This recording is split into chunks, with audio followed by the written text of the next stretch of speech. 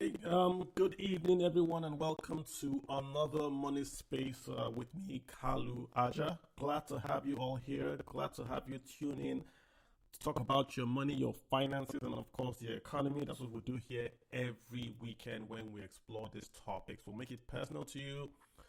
We take those big topics and we make it personal to your wallet.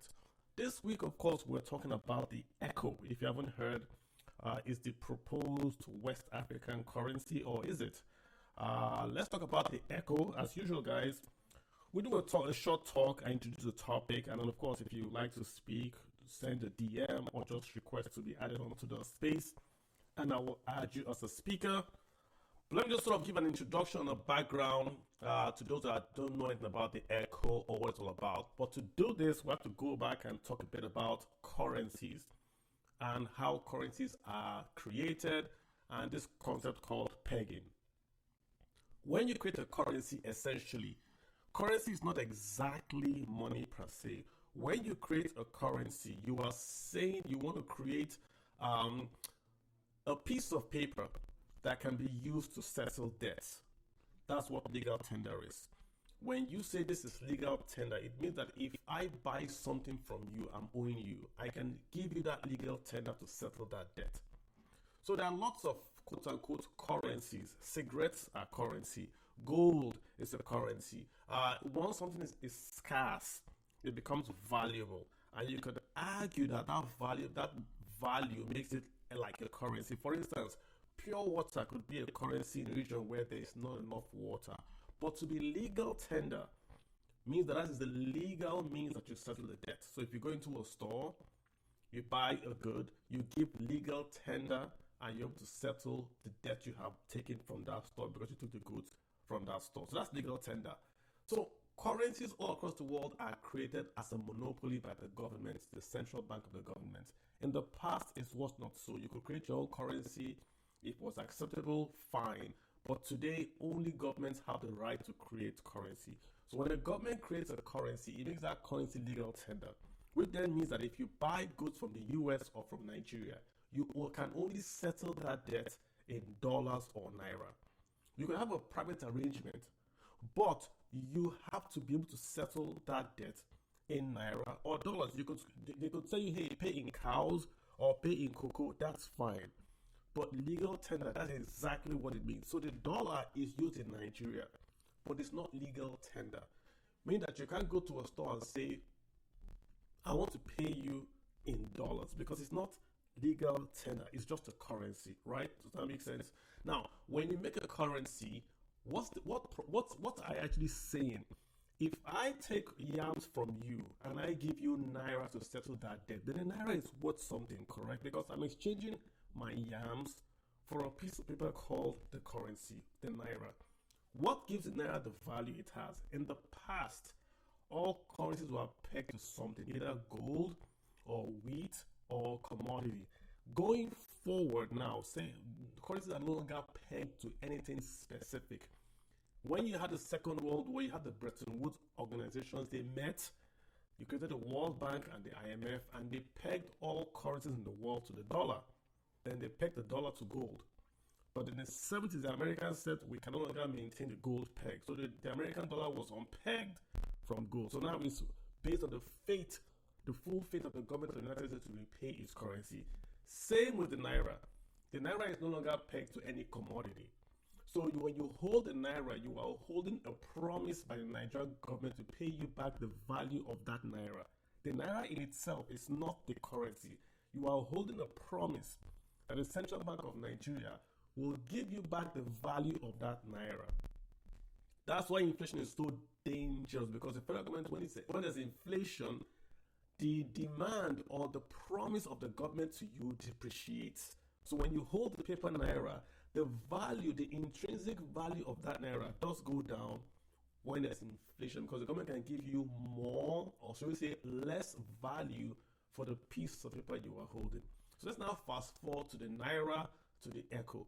The Naira, of course, Nigeria is the largest economy in West Africa by a large mile. It used to be the largest economy in Africa. It's a major player, major market, largest population, largest everything is in Nigeria.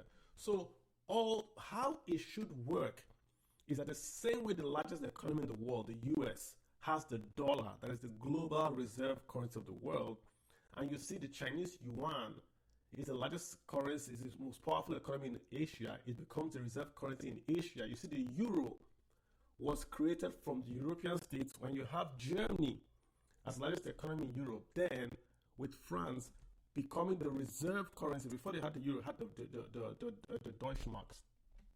But the euro is essentially French and German creating that bulwark that supports the euro. The same way when you come to Africa, if you want to have a currency now, what currency should we have? Should we use the Naira? Should we use the CFA, which is the creation of the French government to the French West Africa and French Central African states? Or should we use the dollar? Clearly, Nigeria has been using the CFA and the dollar, which is Africa has been using the CFA and the dollar.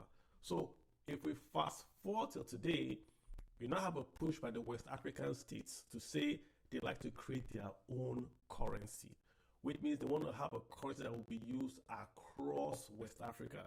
So now go back to the point I make. Instead of you changing, if you want to import goods from, say, Burkina Faso, what's the normal way you would do it? You will go Naira to dollar to CFA or Naira to CFA. So you are exchanging the currency. Going forward, if we had the ECHO, you don't have to do an exchange. You simply go Naira to ECHO. That's it.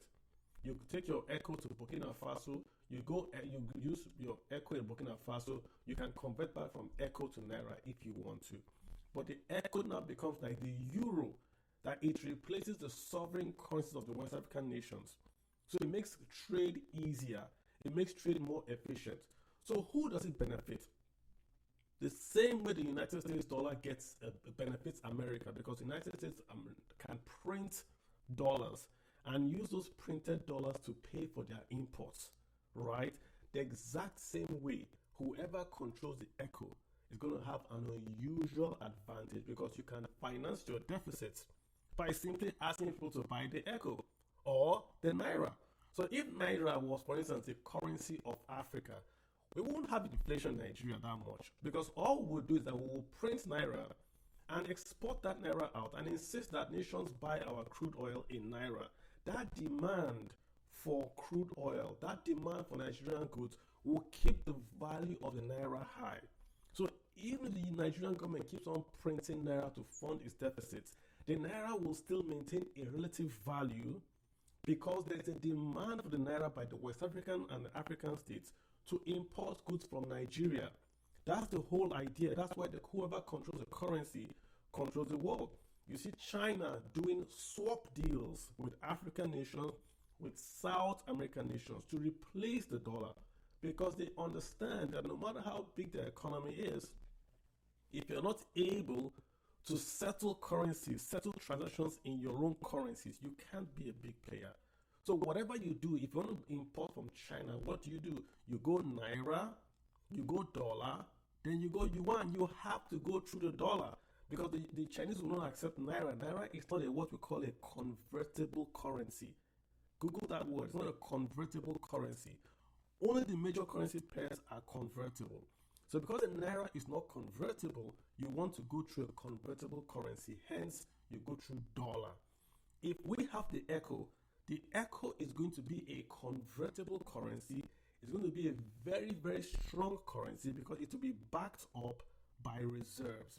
Once they do this, what happens to the Naira? Of course, the Naira value will start to fall, because why would you hold Naira if there's the ECHO that is pegged perhaps to the euro? Why would you hold Naira? And this is the fear of the Nigerian government forever. That's why they've been pushing back against the ECHO since 2019, when the West African state, the French West African state, decided to drop the CFA arrangement and adopt the ECHO. So if not aware, since 2019, the French countries, the French past, the former French colonies in West Africa are trying to drop the CFA arrangement and to adopt this ECHO. So it's a French creation, right? They already have a central bank somewhere in Senegal. It's called the CBWAS. So essentially, the ECHO was supposed to be their own monetary union for the West African states. Now, of course, Ghana then went ahead and supported the ECO, because Ghana has got the African Continental Free Trade Zone headquarters in Ghana, and of course, Ghana wants that trade in Africa to boom so that it then enhances the Ghanaian position as well. All this, I'm not trying to be, it's all targeted at Nigeria and the Naira. Because if you take away the power of the Naira, you essentially have a large economy like Nigeria that does not control the issuance of its own currency. Nigeria can issue Naira all it wants, but if you have to go from Naira to ECO before you can trade, it's the same way as going from Naira to dollar. But we have now lost that power to basically hold that monetary independence on our laps. Look at it this way. Right now in Nigeria, what would happen in, say, 10 years when you have the BRICS, or you have the, say, maybe the US Federal Reserve? Let's assume they would like to open up a swap deal with Africa. We have the EU opening up deals with Africa, or we have the EU opening up deals with, say, Nigeria. What currency will they use for that swap transition? Will they use the Naira, or will they use the ECO? Of course, they're going to use the ECO.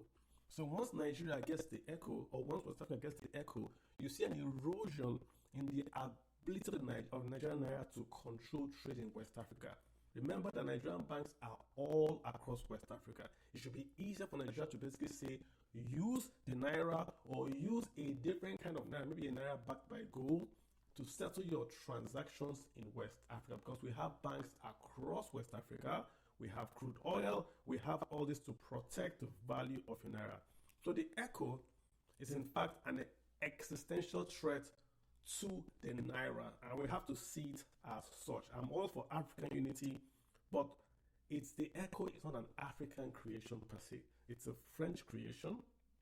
It's going to come in here, and the French are using the French-speaking West African states as a Trojan horse to introduce that currency into the country, and the Naira is going to lose influence down the line. No matter how weak the Naira is, if we take decisions today because it's weak, tomorrow we will pay the bad effects. Hey, I have a lot more to say. We're going to talk about how you can qualify to even join the ECO. It's not automatic. You just don't join the ECO because you're in West Africa. There are a lot of criteria that you have to pass through as a nation to join that ECO. For instance, your deficit has to be 3% of GDP. So automatically, Nigeria is off the charts, right? Inflation has got to be 10% or under, and your debt has got to be 70% of your GDP. So last time I checked, only Togo had qualified for this. Only Togo had qualified in all of West Africa. But who says they can't push this into just becoming a French thing with Ghana, and maybe get Gambia in there as well, and have this ECO out there? And of course, Nigeria start to change Naira to ECO, which will exacerbate our own currency crisis. That's where we are right now, guys. I want to talk about this just to highlight this threat that's coming down the line, because if we don't see it early enough, it might happen, then we start to protest against it after it has happened. That's my take. We'll get back into this more. Let me get a guy that wants to speak up. I've got Kenneth. Today, you got your hands up. Go for it. It's your call. What's your take, sir? Okay, thank you very much for this conversation. I'm really grateful. Very highly intellectual take here. The ECO is a good idea, but as a Nigerian, I think we are not, you see, our foreign policy, in fact, our country is run by, I don't know, I don't want to use that word here, it's run by idiots. Wow. The Naira can be the official currency of West Africa. It can be. It's very possible. Okay, all I'm trying to say is that rather than push for the ECO, why not we add value to our Naira? And how is that, how are we going to go about achieving that? It is value. We need to add value. For example, you spoke about the dollar. The dollar is not just powerful by mouth. If you look at the US economy, your YouTube, your Twitter, your Instagram, everything is run on the dollar. So apart from being used to settle crude oil sales, the US has built so much value around the dollar. Why can't we do the same here in Nigeria? Why can't we, make our naira so valuable that today, if Naira begin to appreciate and begin to export much, and the Naira becomes more valuable, people would want to adopt it in other countries to settle trade. So for me, if the West African, sorry, the old French countries want to adopt ECO and leave the French grip and want to leave the grip of the French, is okay. I think they can do that. But Nigeria should seek how to make its our currency influential. We have fintech. We have a robust Very technology. well said. Well said. Yeah, Well said. And we are already, and I think the naira is already quote unquote an informal reserve currency in Africa. I mean, I go to Ghana, and you can pay in naira. If you go across many African states, you can pay in naira. Nigerian banks, UBA, Access, they are all over West Africa. So invariably, there's a bit of, you can see, if you want to do trade from say Gambia to say Burkina Faso, they will accept naira. I mean, or CFA. But the real threat for me is that once you normalize and you make it official, that for West Africa, the currency of settlement becomes the echo. And the echo is a creation of French West Africa tied to the euro, tied to France.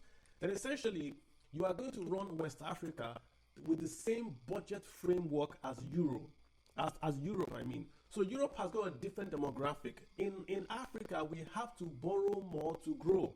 In Europe, they can't borrow more because there's no one to repay their debt. Their demographics is really, really older than a younger Africa. So when you tie the echo, you're essentially saying we have to grow at the same pace as the EU. That's why you see the French West African nations don't really grow as fast as, say, Ghana or Nigeria, because their currency is locked in with the French currency. So for me, I think Nigeria today should project ourselves. Nigeria is not projecting ourselves. I'm very tired. These leaders don't even know what they are doing. Nigeria has to project ourselves more. Let me tell you, Nigeria is the official hegemon of Africa. We don't have to come out. We don't need these clueless leaders. How did the US push dollar? They were bold. They went to meet the Saudis. Use this in trade. Use it to settle crude oil trade. And over the years, it evolved. Now, in fact, I'm wondering how the BRICS are going to be able to take out the dollar, because the internet is dollarized, YouTube is dollarized, TikTok is dollarized. It's going to be very difficult to take out the dollar because the dollar is everywhere. It's impossible. So Nigeria should follow that pathway. Project yourself, come out, add more value to the naira, get more export partners. Then I think we have PAPS, Pan-African Payment Settlement System. Let us first go by settling in our local currencies. Let us, let people build fintech. Okay, from Naira, you can send money to somebody in Ghana with CDs. Then from CDs, you can send back in Naira. Let's start from there first in our local currencies. When we talk about the euro, Nigeria has to project ourselves. We need a good foreign policy. Gotcha. I hear you. Yeah, today. I hear you, and I really accept your comments. I think you're on the right spot. Let's rotate the room. Let's see what other people say. About Afribu, I'm going to come to Kenneth. Afribu, what's your take on this? Hi, Carl, can you hear me? Yeah, I can hear you very well. Yeah, I can hear you very well. Go for it. Yeah, so I think you touched on the points. There's a risk with this currency, especially for Nigeria, because looking at what value the administration wants to gain from integrating into ECO. Because right now, as our currency is facing challenges and we're in a weak position, and potentially this integration could provide some stability as far as currency. But on the long term, even if you're looking at boosting regional trade, given the economic potential of Nigeria, or even where we're coming from, you effectively tie your hands down. You're relinquishing monetary policy control. Exactly.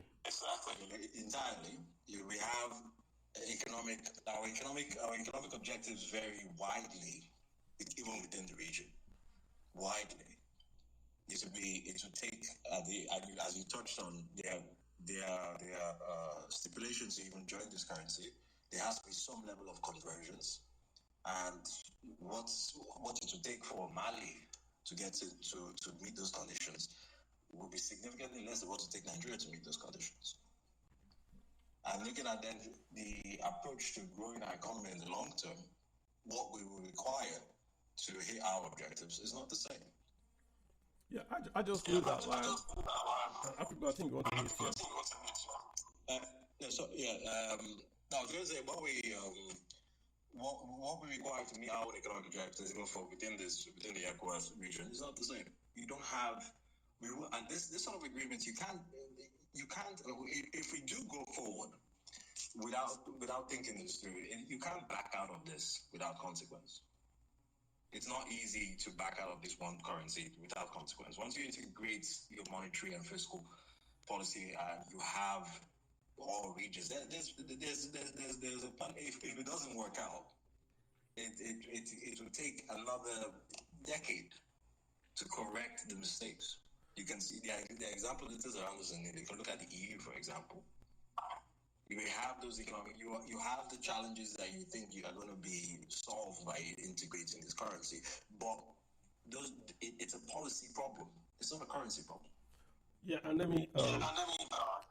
Africa, you want to mute? Yeah, let me just also state the point that the echo itself would not have any consequence if they did not want to make it as a West African settlement currency. If the French guys simply want to replace the CFA with echo, that's fine. We've had that since 1960, so it wouldn't make an impact per se. It would be Naira versus the CFA.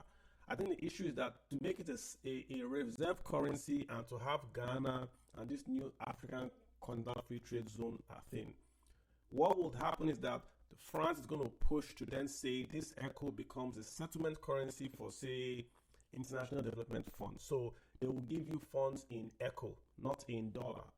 And before you know, Nigeria will then have to hold reserves in echo, the same way the IMF and the World Bank. You have to join the IMF to receive funds from the World Bank. So there are ways to then put pressure on your country to say you have to use this currency as a reserve currency. There's no other region in the world I know of that the largest economy in that region does not determine, or its currency is not a determining currency.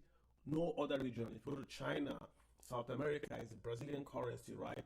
It's same thing in America, same thing in Asia, everywhere. You only Nigeria, and also in West Africa, we're going to say that the largest economy, which is Nigeria, should not use its own currency. And I mean, again, I'm not defending Nigeria that much. If you look at the guidelines to join, 3% budget deficit to GDP, we're not qualified yet. 10% inflation, we're not qualified.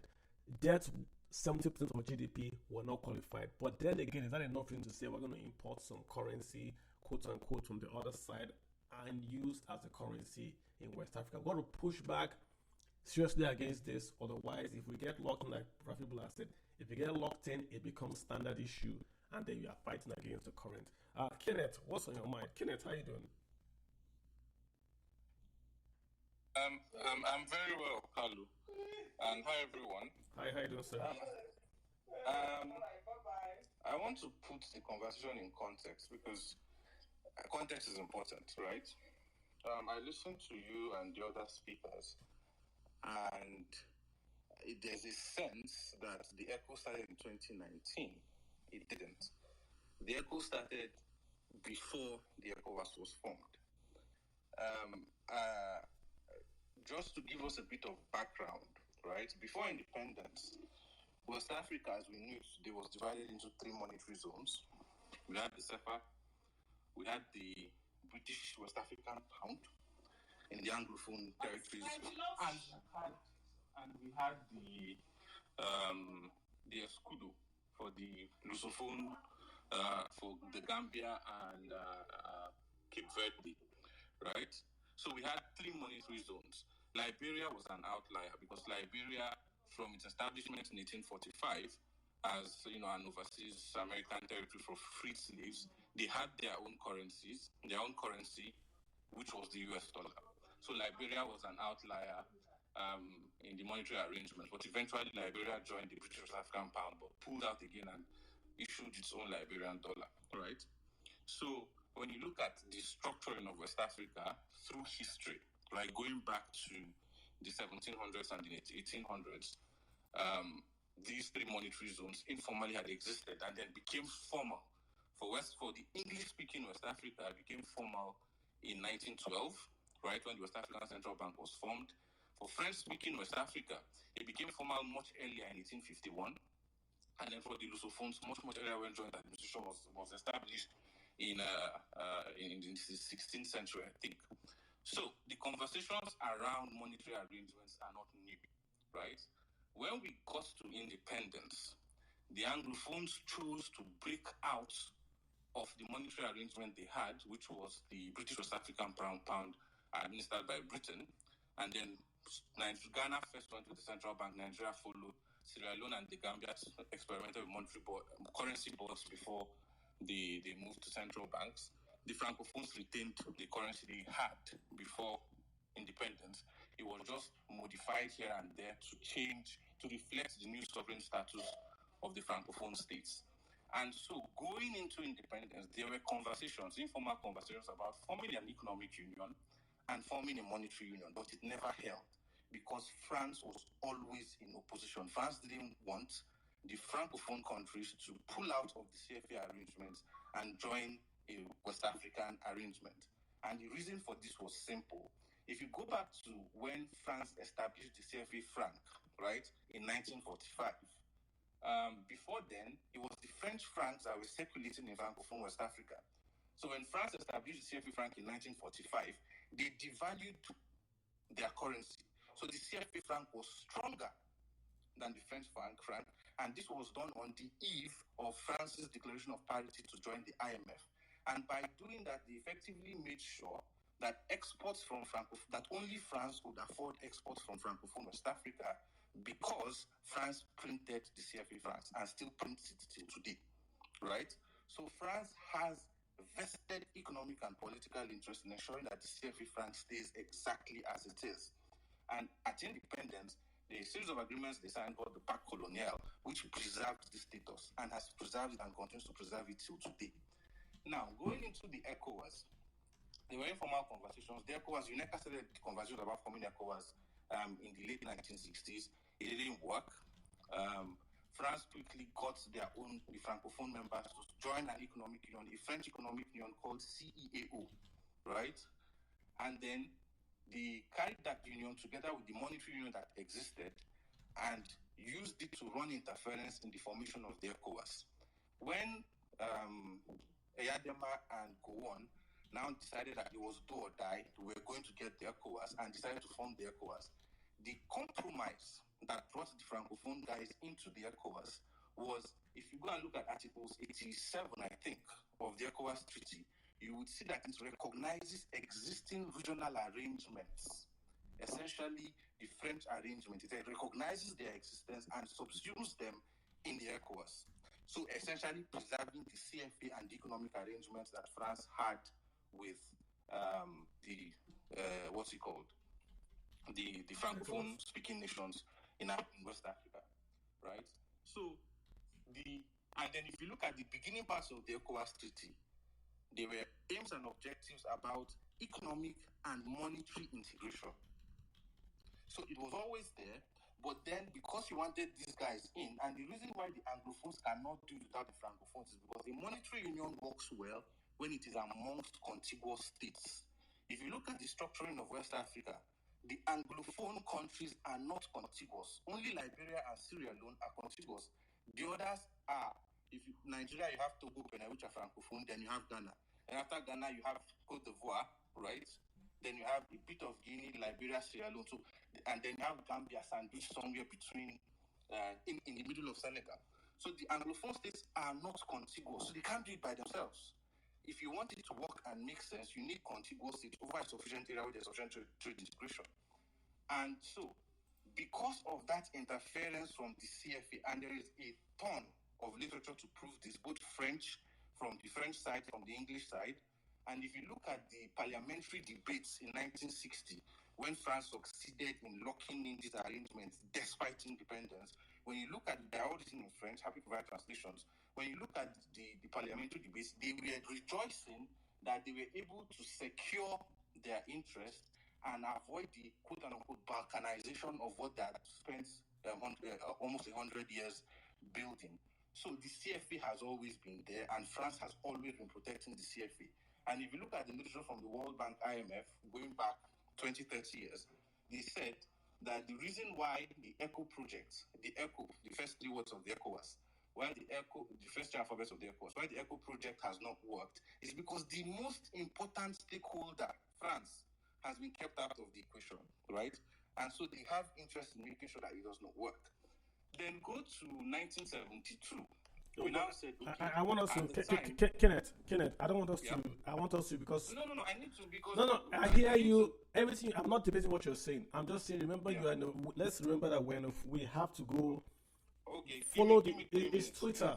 It's Twitter. Give me 3 so minutes. We can't give you 3 minutes. I apologize. Understand where you are. I want you to... No, please, let me people have to follow you. It's very important. Kenneth, Kenneth, I'm not debating you, Kenneth. I'm saying people have to follow what you are saying. If you go on with dates for a long time, you will lose the audience. I'm not stopping you from speaking. I get you.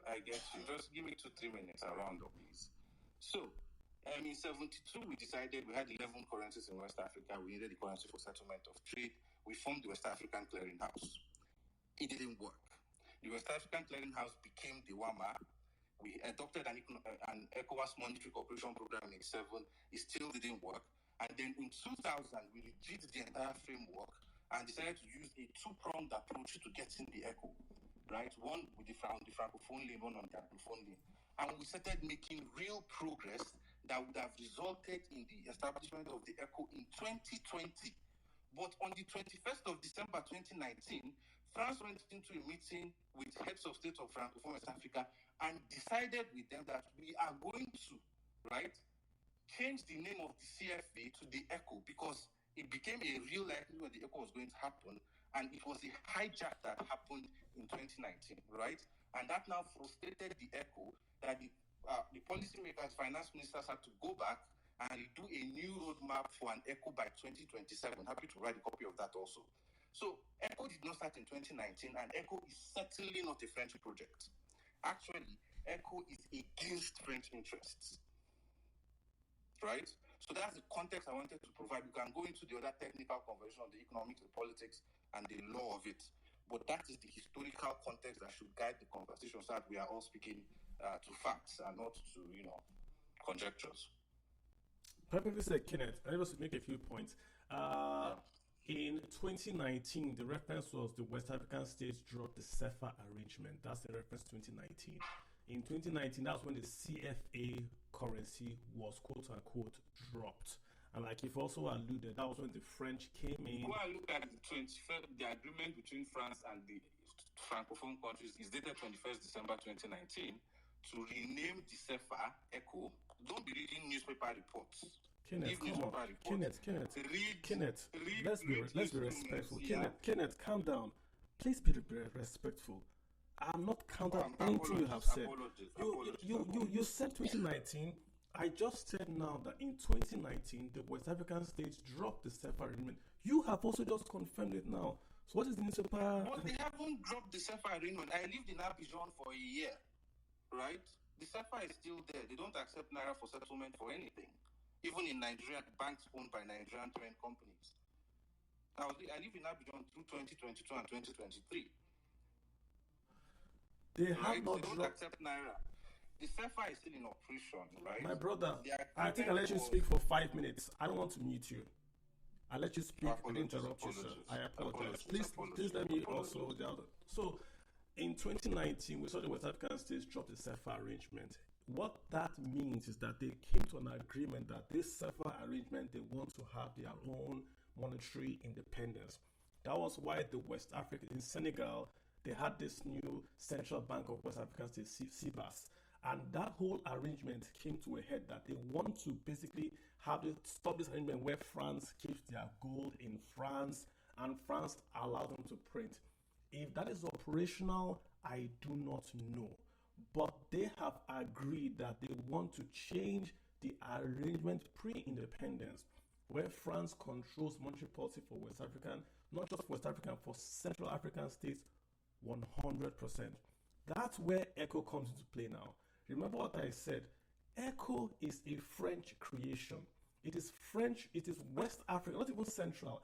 It's West African French states that came together and are doing this Echo thing. Why I'm talking about this now is because we now have this new African Continental Free Trade Zone. And Ghana, an English speaking West African state, has gone over to the French side and says they support the ECHO. And Ghana is the headquarters of the African Continental Free Trade Agreement. Now they now have another English speaker. So going to your point of contiguous zones, they can move the ECHO from Senegal all the way to the border of Nigeria, from Chad all the way to Mauritania, which means that Nigeria is going to be the only nation that would have the Naira. This is the point I'm making. Fast forward in 15 years, if that arrangement now stands, what will happen? You will have the Naira competing against a currency called the ECHO, issued by West African states, backed by France, and backed by the Euro. France is quote unquote giving the quota for the IMF president. America takes the World Bank president. What do you think will happen next? The IMF will simply buy reserves of the ECHO and then issue, just say when we have special drawing rights, in ECHO to African nations, because it's going to be a West African currency. The same way China will come in and do a swap, the same way they done with Naira, they will do a swap with ECHO. So invariably, you now have an ECHO as an alternative currency to the Naira. I am not, if I was French, I would support ECHO. If I was from Togo, I would support ECHO. I am talking because I'm Nigerian. Down the line, Nigeria is the largest economy in West Africa. We were still now in Africa. If you allow this happen, you would have a Nigeria massive market, massive economy, but without monetary independence to go deficit, because people will prefer the ECHO. This is my point. I'm not worried about the dates. I'm telling you that this is where it's going to go. And we can't argue these points. I'm not arguing about the dates of 2019. I'm saying this is where it's going. I get your point on the economics of it, right? I get your point on the economics of it if Nigeria is not a member and the hegemon. Because there are 4 economic and monetary unions in the world: Europe, ECCU, then the 2 in Africa, West and Central, right? Each of them has a hegemon. For the ones in West and Central Africa, the hegemon is France. Europe, you have an alliance between Germany and France, and then for the Eastern Caribbeans, you have St. Lucia and Kitts, right? On the economics of it, if Nigeria is not a member, and that happens, which is quite frankly unlikely, right? If the ECHO is, or you have a regional arrangement that starts from Senegal all the way down to, it won't include Mauritania because Mauritania left in 2000 anyways, all the way down to including Central Africa, that is unlikely to happen for reasons that exist. On the economics of it, assuming that happens, Nigeria will be in a very bad place. Not for the reasons you're giving, but because if you remember the basic impossible trinity, right? A country can only have two of 3 policy choices: fixed free capital flows, independent monetary policy, or exchange rate stability, right? The way the world is going, unless you close your economy, free capital flows is a given, right? So essentially, you are forced to one of 2 choices, right? You either agree to join a union where you have independent monetary, where you give up your independent monetary willingly in exchange for monetary policy sharing. Authority over monetary policy is now shared in a regional authority, regional institution. Or you get into a situation where you retain your monetary policy, but it is ineffective, right? Which is the scenario you're creating where Naira begins to suffer very, No. I am saying the ECHO should be issued by Nigeria. Nigeria should drive it. I am not saying Nigeria should not join the ECHO. I want the ECHO. The issue with the ECHO for me is that France is driving it. Don't get me wrong. The ECHO is wonderful. I think the point of disconnect between us is that France is not driving it. Nigeria, the decision to name it ECHO was taken in Nigeria in July of 20. Who drives SEFA? Right? Who's driving SEFA? The decision to name the West African single currency the ECO was taken in Nigeria at an ECOWAS meeting of heads of state and government in 2018. Right? Who controls SEFA? SEFA is controlled by France. There's no argument. Who's controlling We're ECO? talking about the ECO. Who's controlling ECO? The decision to name the West African single currency ECO was taken in Abuja. The name ECO was adopted in Abuja. Because right? Abuja is the capital of ECOWAS. It's not a new thing now. No, now, hold on.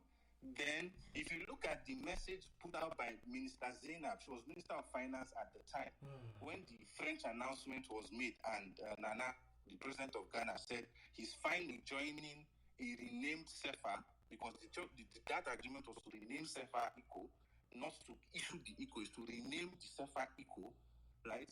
That he's fine with joining it as long as the peg to the euro is dropped. So Ghana's membership was conditioned on the peg to the euro being dropped.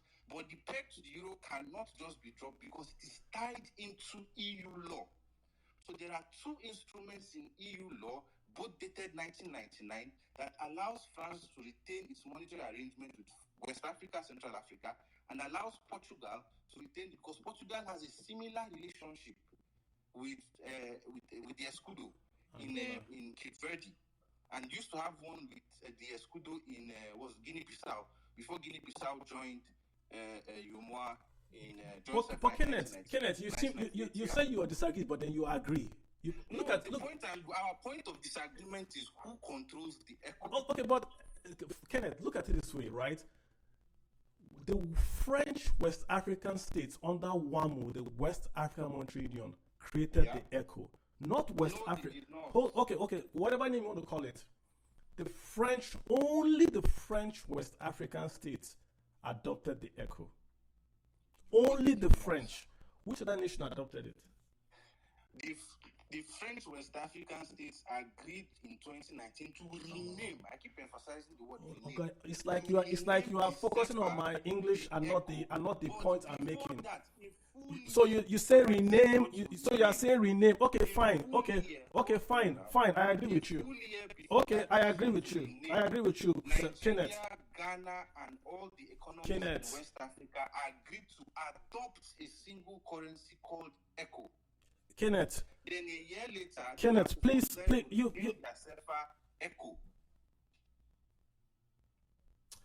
The French West African nations came together and adopted a currency because they were going to pull out of the arrangement that France had. Only the French West African nations, not even the French Central African nations, only the French West African nations, no other nation. Then Ghana joined in.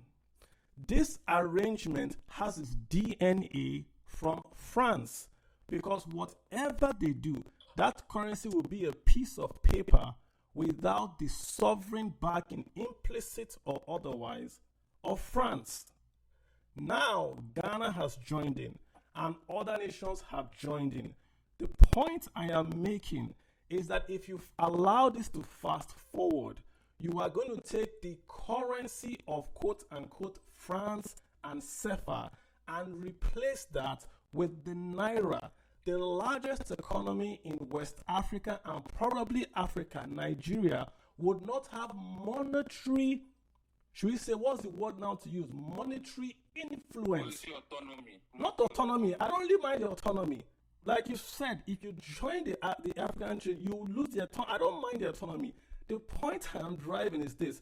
We would now have deficits set by France, not by Nigeria or West Africans. We would then have to run out. They're already saying that you cannot join ECO if you run a nation with deficits more than 3% of GDP. If you have inflation less than 10%, it's already there. That's the economic. But that's what I'm talking about, Kenneth. What are you arguing about? It will not happen. Okay. The Let's not hog the room. Okay, Kenneth, hang in there. Don't go anywhere. Let's not hog the room. Yeah. Let's get Austin. Austin, how you doing? Okay. Austin, what's up? What's your mind? Hello, Carlo. Hey, go ahead, man. Okay, mine is from a different perspective though, because I remember like in 2013, 2014, Naira was almost gaining convertibility status because then we are on the JP index, and I remember. I know when. Go ahead. Hello? Yeah, go ahead. So my question is just, what can we do so that Naira can become like a convertible currency? Bros. Bros. That one is long. What you're asking is like, you're saying that how can anybody play in Champions League? That's what you're asking. You want to change what to go. It's not good. So when you say a currency is convertible, look at how currencies work. If you go, if I'm in America, I want to get pounds. I go to my bank in America and I say I want to pay for pounds. I want to import shoes from UK. My bank will instantly tell me, fine, give me a quote and move on. What happens? They go to the international currency market. My bank will buy pounds internationally from the market. It's open 24/7. You can buy it yourself. If you go online, you see where currencies are traded about 7 trillion a day. No restrictions. There's no CBN over that market. You can buy and settle. So my bank would buy pounds and give to me to import from the UK. Why can they buy pounds? Because the pound has reserve that is available to be sold and bought, right? So you can, the CBN of Bank of England will offer pounds up to the market.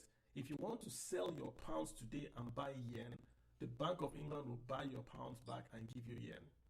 In Nigeria, for Nigeria to become for the Naira to become convertible, it means that if you take your Naira to the Central Bank of Nigeria, the Central Bank of Nigeria will give you dollars immediately because it's convertible. But we don't have enough reserves. Because we don't have enough reserves, the Central Bank can never do that. Because if you do it, then everybody in Nigeria will simply say, oh, we want pounds. Then so we want $1, then they will give CBN their Naira and then hold dollars. So the question to you is that, why doesn't it happen in, say, China? Because in China, the currency is very strong. So why would a Chinese person take his yuan and change for dollar? It doesn't make any sense. Same way in Europe. Why would a guy in Norway or a guy in Germany take his euro and change for dollar? It doesn't make any sense. Those currencies are also strong. Or Australia or Switzerland or Canada. Why would they do that? It doesn't make any sense. But because the Naira is too weak, and we have no reserves, we don't export enough to grow our reserves. If you simply make it convertible, then everybody's going to take their Naira, change to dollars, and sit on the dollar. So it won't happen. Just say it won't happen. Not for now. Look how big China is. So still, because of their own capital controls that are unique to them, because they are communists, they are still not convertible. That's why they are doing swaps all over the place. So I think that answers your question. Yes, thank you very much. But just to chip in 2013, 2014, for the African countries, I remember you can go to Cotonou and the rest of the African country and do your transaction in Naira, and it's accepted. Even now. Even now. So it wasn't like, because like we have like a bank like UBA, then you can do your transaction in Naira and you do the conversion and everything. But this has stopped now, so... No, so get the point again. So even now, you can still take Naira to Ghana and exchange it. The problem is this, right? In those days you're talking about, the Naira was strong. So the banks, those other countries, would accept Naira to hold as a reserve because they don't lose value. But now, the Naira has lost so much value that they don't want to hold Naira. So it's not that you can't trade. If you find someone if you find a guy that imports for Naira, they'll take your Naira. I remember being at the airport in Ghana and the guy was telling me, I'll take your Naira. He wanted to buy my Naira just informally because he does trade in Nigeria. So it's just that Naira has become so weak, which is supposed to be an advantage for us. But because we're not exporting, then it becomes a liability for Nigeria. So this is the point I'm driving Nigeria coming to. If we allow this to continue simply because the Naira is weak or because our economy today is weak, what will happen is that Nigerians will then have to go and hold ECHO to trade in Ghana and Cote d'Ivoire. That's where I'm going to. And if that happens, if Nigerians have to hold ECHO, why would they not come and hold Naira again? So you now have two currencies in Nigeria. You see ECHO, you see Naira. So why would I hold Naira? If Central Bank does not print ECHO, So what will happen is the naira will be deflated, and the echo will become a stable currency. You see where I'm going to? There's a bit of nationalizing in what I'm saying, because I understand as an advisor we have to earn the right to have a good currency. But I'm Nigerian, and I know where it's going to end. This is the same way the US used the dollar after the World War to become the largest economy in the world. That's why the European nations pulled out and formed their own currency. It's an advantage. He that prints your currency owns you. It's an advantage. You can't just leave it alone and say it's economics. Let them go and print it. I'm just a Nigerian. I apologize. All right, let me get Chooks. Chooks, your mic is off. You want to speak? Austin, I hope we've answered you clearly. Yes, thank you very much. Excellent, sir. Thank you. Yeah, thank you. Hey, Chooks, what's in your mind? Chook Adibe. So, Mr. Sahid, what's in your mind? Please go ahead, sir. Sahid. Okay. Thank you very much. Yes, I think there's a glitch. Yes. Sorry about that. Thank you very much for giving me the opportunity to speak. My own comment is the advantage of having the echo. So, from my own view, I think it's better for us to drop Naira since we cannot back it up. Let's adopt echo, and we will be able. It will facilitate trade between the West African country. We will be able to move easily to trade amongst us, and then we won't be having issue of devaluation every year, every change of government, devaluation. All these issue will be a thing of the past, and we, like the way euro is, then we can now have a regional currency that can compete with euro, compete with dollar, and we can do our international business without afraid of devaluation. So the question, the point is that Sahid, you have a big point that if we adopt the echo, it helps international trade. It will make trade easier, more, should we say, seamless and all that kind of stuff. The problem is this: deficit financing is very important for developing nations. If you adopt a currency that you cannot print, what it means is this: Nigeria cannot do any project again. Because if you look at the 2023 budget analysis, right, 100% of the revenues Nigeria earned, 100%, went to pay salaries, pensions, and allowances of only civil servants. So if you adopt the echo, where will Nigeria get money to build the road? We don't have the money because we can't print echo.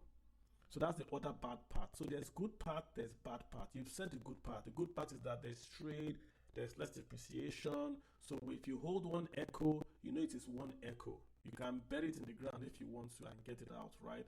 But once you stop, just like dollar, imagine if Nigeria adopted the US dollar today as a currency of legal tender. Imagine if that happened today. So that means our budget would be maybe $200 million or maybe $1 billion. Okay, that means once we don't have $1 billion, we stop whatever we're doing. If we are building a road and we don't have dollars again, we'll stop unless we export more oil. We can't print. There's no ways and means, even though it's been abused, there's nothing like that. Did you get the point I'm making, sir? Yes, I do. But we can still issue bonds to attract more if we need to build a project that require to be deficit finance. Would you borrow money to the government of Syria, of Sri Lanka, or maybe the government of Somalia? Would you give them a loan? Would you buy a bond issued by the government of Sri Lanka or Somalia? Would you? Because they don't have product they are selling. We still have gas, we have oil. I know, but why wouldn't you buy their bonds? Why won't you buy their bonds? Why? Just give me the reason. Why won't you buy their bonds? I can't buy those people's bond because they don't have product they are selling. So how will I make my money? So they don't have exactly. They don't have revenues to pay you back. Same thing with Nigeria. If Nigeria issues a dollar bond and you look at their statement of income, you see that they are taking 44% to pay salaries, that 100% of their revenues cannot even pay debt service. Let me say it again, 100% of Nigeria's revenues cannot pay debt service as our 2023 budget review issued by the federal government of Nigeria. Would you lend that country money? No. That's the problem. That's just the problem there. That you can, Kenneth wants to speak. You can issue a bond, but nobody will buy. A bond doesn't mean people will buy. You can issue a bond and nobody will buy, and that's what's going to happen. So the echo it has. I want the echo. My only issue is I don't want a foreign. I don't mind even the French guys in Africa controlling it, but I don't want France. We have a different demographic. French, Europe, Americas are older. They have a different monetary objective. They want to stop inflation because they are older people, so inflation kills them more. In Africa, we are younger. We have not yet grown. Inflation is bad, but we want to grow the economy through deficit financing. If we are to grow at the same level of France and Europe, then Africa will not develop in the next 1,000 years. What's the growth in France today? What's the growth? Less than 3%. Nigeria was casually doing 6, 7, 8% just a few years ago. So we can't grow at the growth rate of Japan or France or Europe. It will kill us. The population growth in Nigeria is 3%, which means we must first of all grow at 3% before we even add Jara to even see growth. You can't grow at 4% and celebrate that when your population is growing at 3%. Kenneth, what's your mind? You want to say something? You and I need to have a different conversation on inflation, because you're sounding like a modern monetary theorist now. So we'll have a conversation about that. But on the points raised by other speakers, I hear you absolutely clearly when you talk about nationalism, right? I have studied currencies for a long time, and I have studied economic and monetary unions for a long time. And I have studied the history of the ECO going back to the 1400s, right? When the rubble zone, that's the former USSR, when it dissolved, the arguments that most of the countries that came out of that former union made in issuing their currencies were 100% founded on nationalism, right? And nationalism is a very, very strong argument in international political economy when it comes to the design of currency. So I hear you on that point. A country's currency is a symbol, perhaps one of the few tangible symbols of its sovereignty, right? So I hear you clearly when you say we must also consider the nationalism angle of it. I hear you clearly, and there's a lot of literature on that. However, on the economics of it, right, on what the ECOWAS is proposing and what France attempted to do in 2019. Now, if you look at the instruments, that setting out the framework for the ECO, you had alluded to the macroeconomic convergence criteria that form the economic basis for the ECO, right? It's fundamentally different from the macroeconomic convergence criteria undergirding the CEFA, right?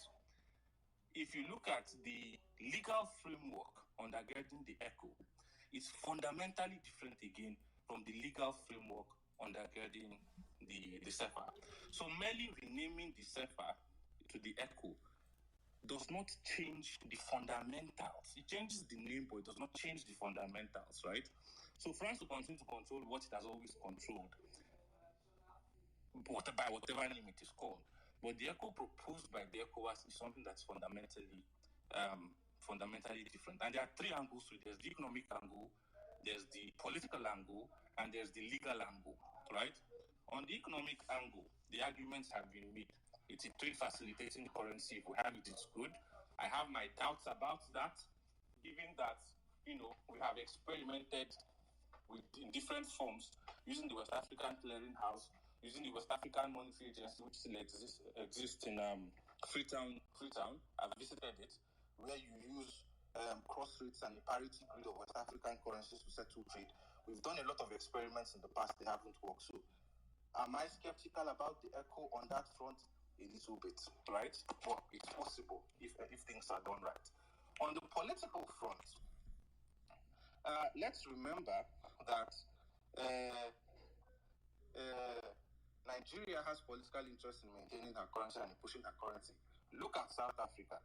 South Africa has the Common Monetary Area. It has an agreement with Lesotho and the countries around it. Lesotho, there are about 3-4 countries there. They all have the rand as official currencies in their own country, in addition to, if they want, their own local currencies, right?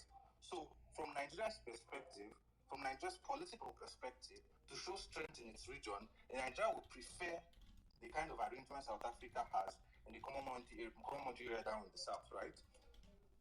If you go to Cote d'Ivoire and Senegal, who are the local hegemons for the CFA, they would want to control whatever currency is issued across Francophone West Africa.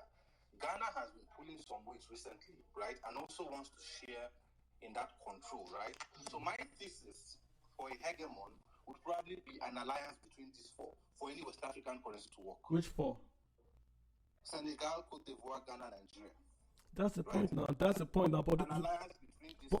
Can I, let me ask you directly. So directly, let's not. Let's talk in broken English. You think that the ECHO has no relation with France? Yes, I do. So it's because just no. So it's just so ECHO is just an African project.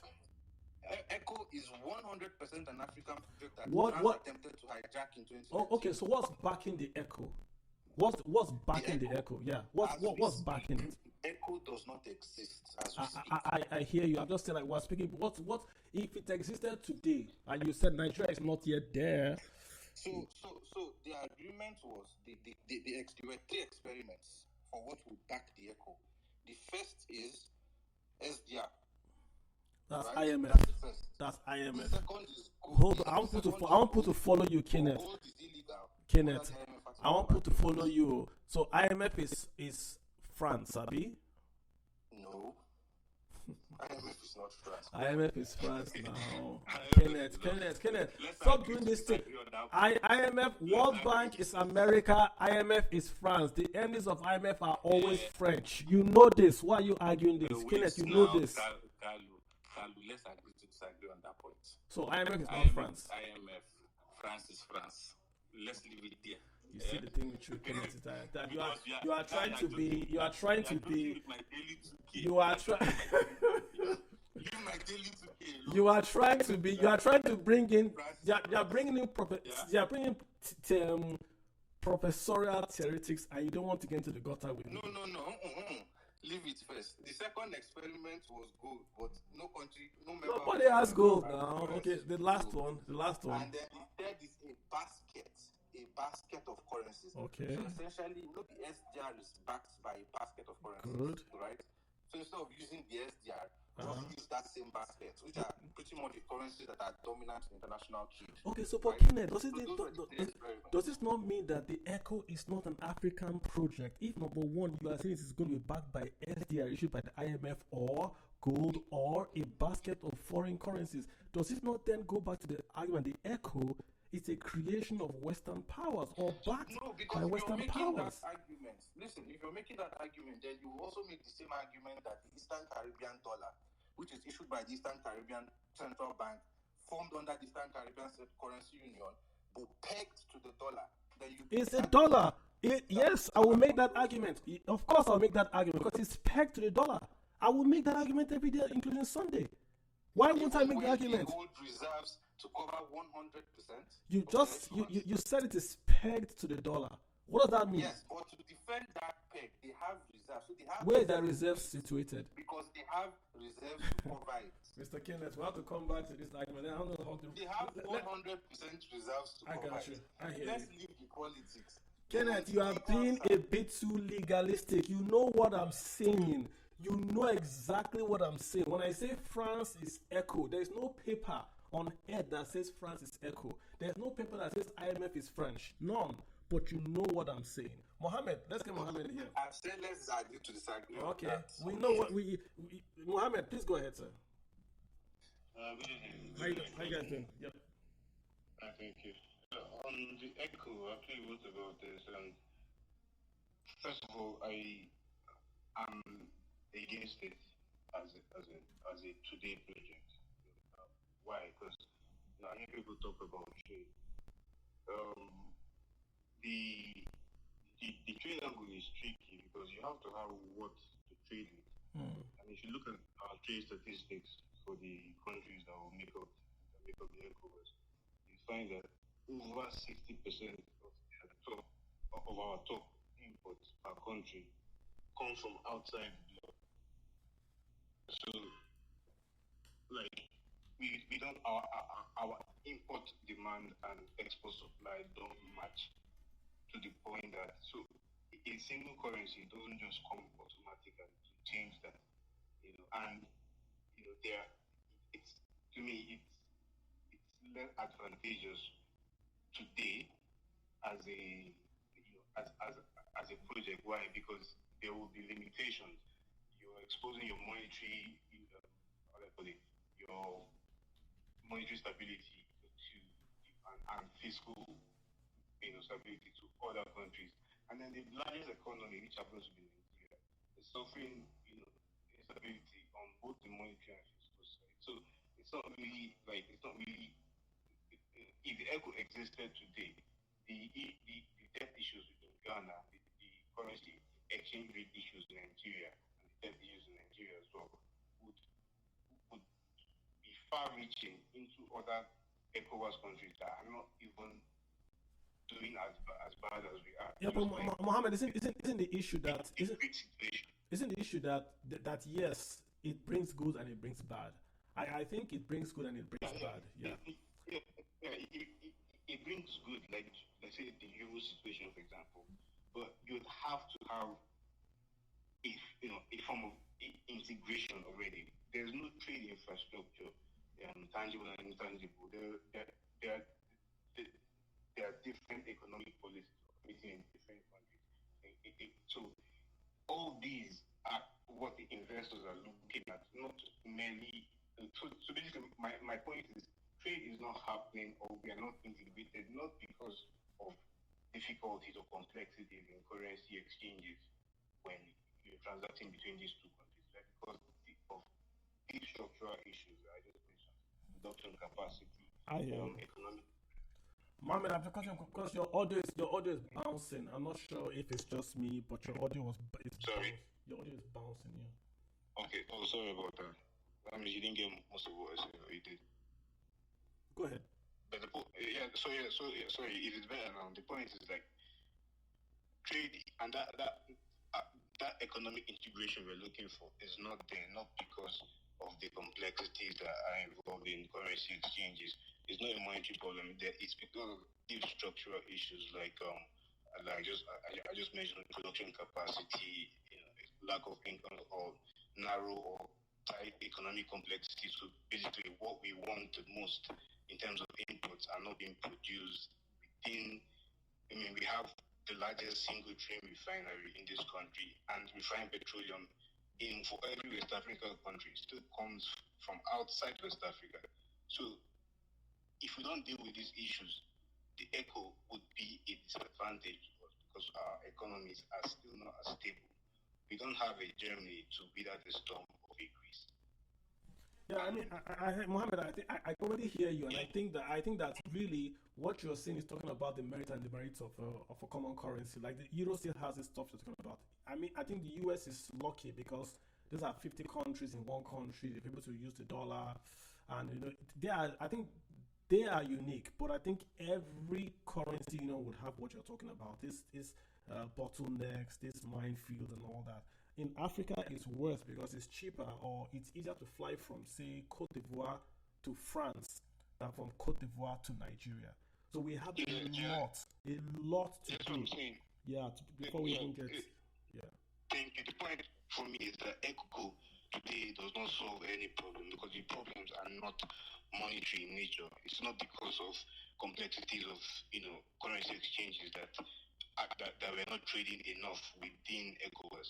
So ECO today does not really make any difference. We have to focus on those structural issues, the issues, policies, the industrial policies that would improve, capacity, attract investment, and also integrate our economies, in a way that it's almost a homogeneous like movement towards a particular direction.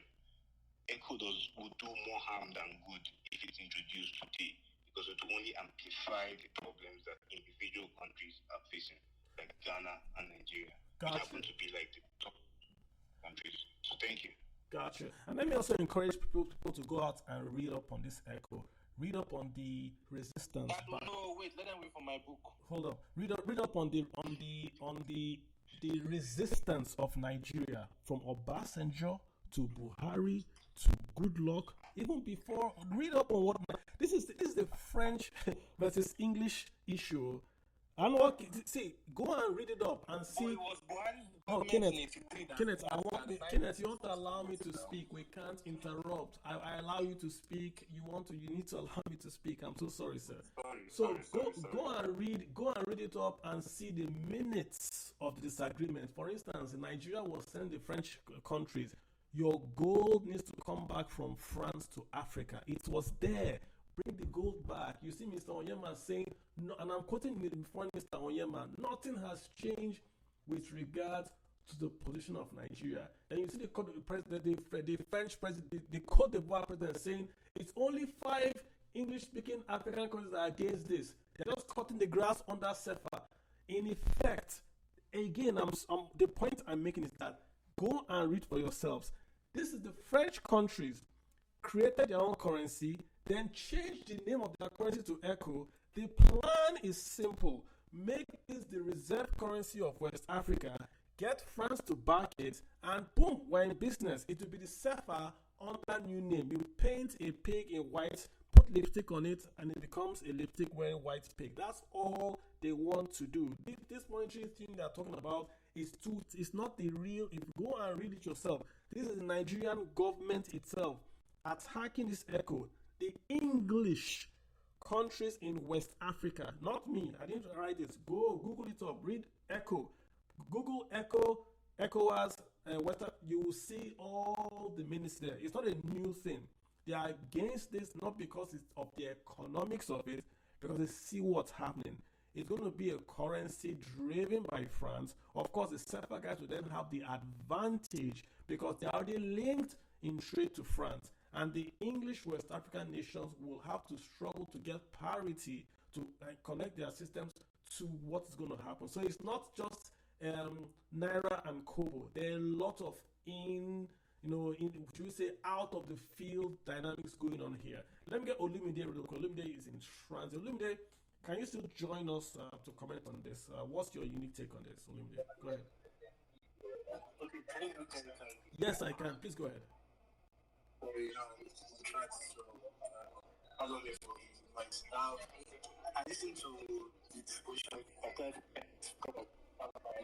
I spoke about the economic financial side. So I exaggerated when we talk about the impact on eco, and I'll tell you why.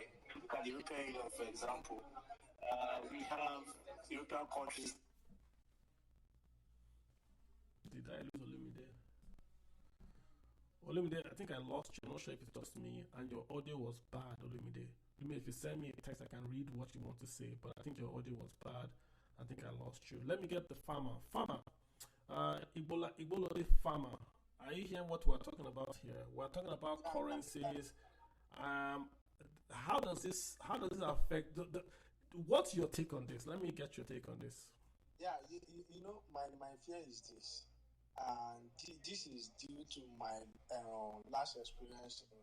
I traveled from Cotonou to Togo, and it has always been my frequent journey. And back then, I noticed that they are always very happy to receive Naira from us. Unfortunately, I was giving them Naira and they are rejecting it that they don't want. The man was even telling me that I should go and change it to self. I was like, hey, is it Naira that has turned so useless like this? So where am I going to? You see, even I don't know how much about economics and everything, but my own is this: Nigeria is not a how do I want to a productive country.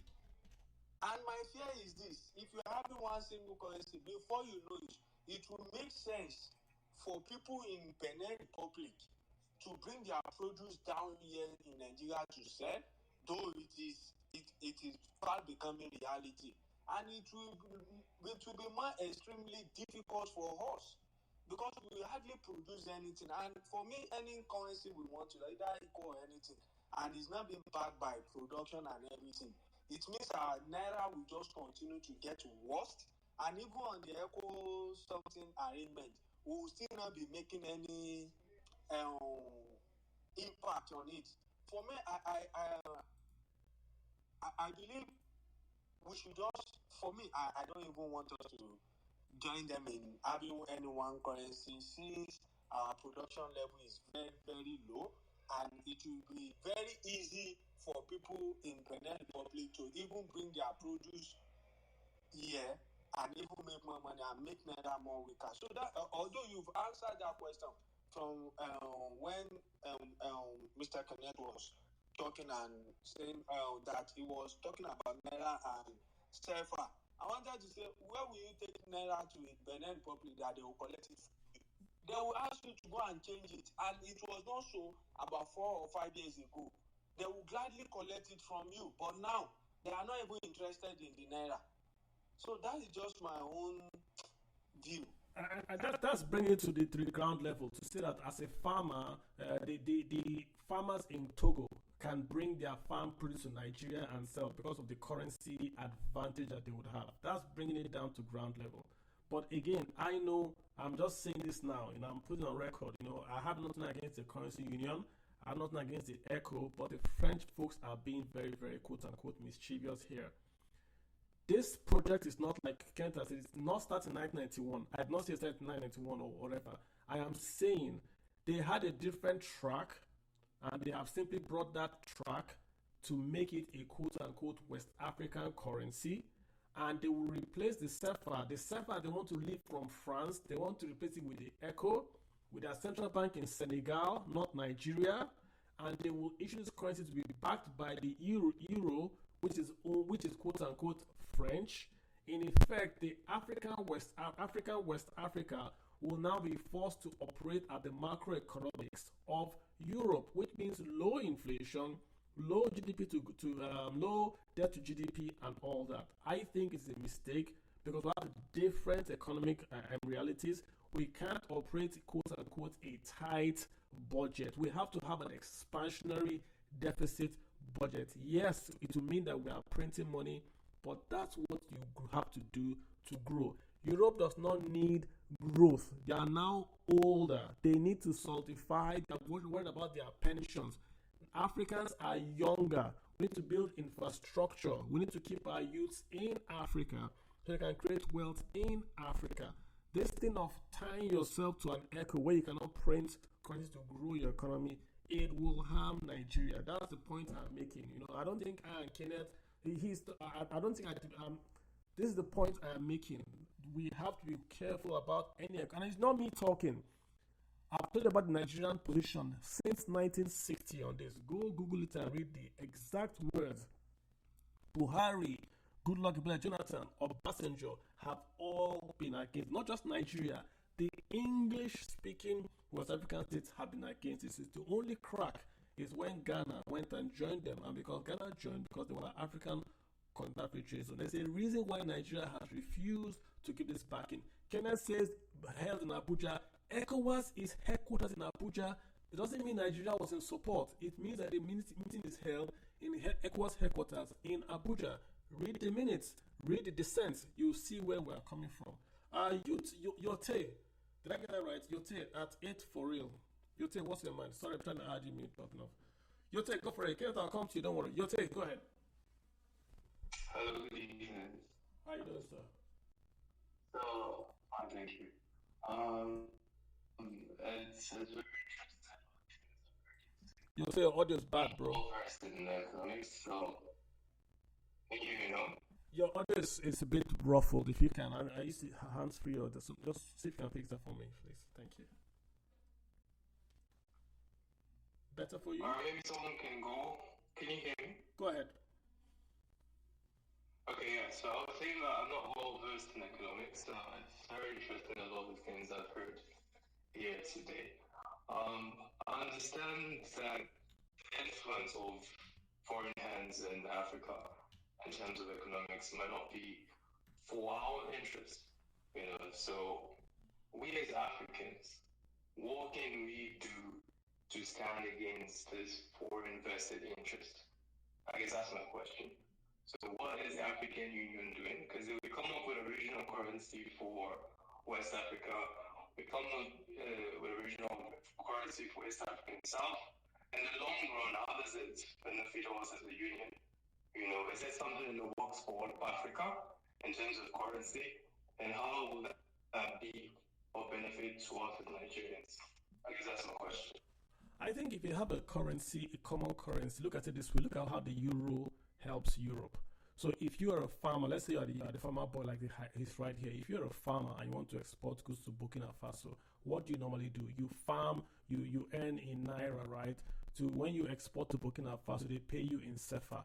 You have to take that CFA to your bank and convert. So you are worried about not just the profit, but the exchange rate mechanisms in your favor or against your favor. You have to buy hedging. You have to buy forward sales just to hedge that position that you have because you are farming. Same way, if you're going to school in Ghana, you go from Nigeria to dollar to cedis or from whatever you want to do. You are worried about more things. There are more costs, more opportunities to lose money. But if you have a common currency, it's seamless. You can just invoice at Echo or Euros or whatever it is, and it's seamless. You don't have to hedge your currency. There's no cost of hedging. There's no, should we say, what will this exchange for tomorrow?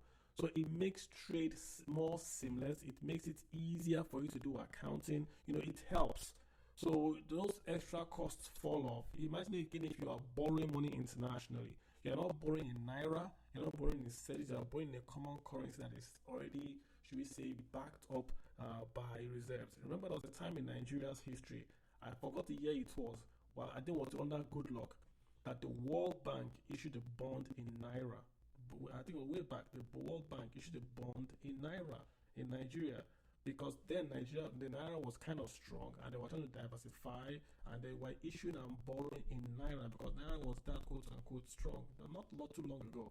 So it helps trade, it removes all those small niggling things around you. Look at Dangote or look at, say, GT Bank. Dangote is in many countries in the world. Imagine if you had a common currency, then you won't have exchange loss. Look at what happened in Nigeria when you had the revaluation of the currency. Look at how many multinationals lost millions and billions and had negative shareholder funds because of the currency revaluation of the dollar.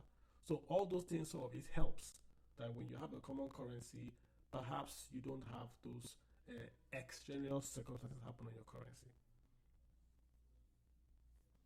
Hope that helps, sir. Okay, Kenneth. Thank you very much. Great. Let me get Bala. After Bala, I'll come to you, Kenneth. Bola, you've got the floor. Yeah. Thanks, Kalu. Hey, Bola, what's up? Yeah, thank you. And I want to say thank you to Kenneth as well for sharing his knowledge with regards to ECHO and its history. I think we need to make informed decisions because considering the context of the origins of ECHO, is there a way to get ahead of it? Because it seems like resisting ECHO as a nation is no longer going to be a long-term solution. We've heard the advantages and the disadvantages just now. So is there anything we can do while resisting now, just to work towards making it an advantage for us in terms of driving it like you suggested? You see what? That's something we can do, You see what? Nigeria is taking a very, very, and I'm sure I'm going to also invite him to answer this question. Nigeria is taking a very, very interesting position because ECHO demands certain very, very strict macroeconomic conditions before you join. For instance, you have to have inflation below 10%. No West African nation, as I'm sure of, Nigeria is not below 10%, Ghana is not below 10%. I'm not sure where Senegal is. I can do a quick check. Because those big economies in West Africa cannot qualify, Nigeria is saying then extend it to when we can qualify. Of course, Nigeria is saying we are not qualified, nobody's qualified, so kick the can down the road. The West Africans want to say, no, no, no, no, no. Let's at least start something, get it rolling, and then as people qualify, we can bring them in. Because Nigeria ultimately knows that if they start without us being in a good macroeconomic position, we lose influence. So Nigeria wants to be able to, when the economy is booming, they want to take control of this and push it. Remember, it's 5, Nigeria, Ghana, that's really it in terms of strong economies with GDP power in West Africa. If you take away Nigeria and Ghana, you have maybe Gambia. Who else is there that speaks English? You see the point? But with the other guys, with the French guys, they've got, even if you add Cameroon, they've got Togo, Benin, they've got Cote d'Ivoire, they've got Senegal. These are big nations that have economies in the context of West Africa. So we're sort of outgunned. What keeps us in the game is that Nigeria is simply too big to ignore. So even if it was just Nigeria versus all of West Africa, we are still too big to be ignored. They still can't push it without a Nigeria. But my fear is this: if they went and did it without Nigeria, the same Nigerians will request for the echo, and it will cost the whole of Naira will fall as a result. So they don't have to do anything. If they simply bring out a currency, you heard a guy saying he wants stability. If they bring out a currency that is stable, Nigerians will hold that currency. So you see Echo trading in Alade market, Alaba market. You see the Echo trading there. And by default, it becomes legal tender. The same way dollar today is not legal tender in Nigeria, but it's a currency that we use in Nigeria. That's just my fear. Mr. Kenneth, did you want to take that and also make your own comment? I didn't even hear this question. Yeah, I did. On his question, what can we do to make it an advantage for us? Essentially, do what Germany did to make the euro an advantage for itself, right? When you're designing a new currency amongst more than one country, you need somebody whose existing national currency will serve as the anchor currency for that new currency. And what that does is you remove the need for a backing. You remove the need to have the currency backed by something, right? So if you have a strong economy as the hegemon and the currency of that economy as the anchor currency, then the new currency would not have a peg because it is in principle pegged to the currency of that strong economy. Now, at the time I did my research, Nigeria was, before our GDP fell to the nonsense it is today, Nigeria was 70% of aggregate ECOWAS GDP. So naturally, 70%. Naturally, God had given us that position, but we have been misbehaving, right? These are the economic advantages that Nigeria had, that when it came to the design of the macroeconomic convergence criteria, it's at 60%. Put that way because Nigeria will always meet it, right? Because Nigeria has a long borrowing space, right? Before Nigeria will cross that threshold, it will be difficult. In 2019, the inflation target fell to 5%, no longer 10%, right? Nigeria cannot meet it, Ghana cannot meet it, but all the francophones have met it. So if you look at the macroeconomic convergence criteria, it's also a negotiated outcome, right? If you look at the budget deficit target, right? If you look at the wages to the tax to GDP and the wages to GDP ratios, which are secondary criteria, you notice that all of them are negotiated outcomes. Nigeria has the natural position to do what Germany did. Germany essentially dictated the terms for the euro. Bam. Essentially. Bam. Right? So if we have governments, right, that pursue stable economic policies, if we have a country where there is no policy somersault 20 times every day, right?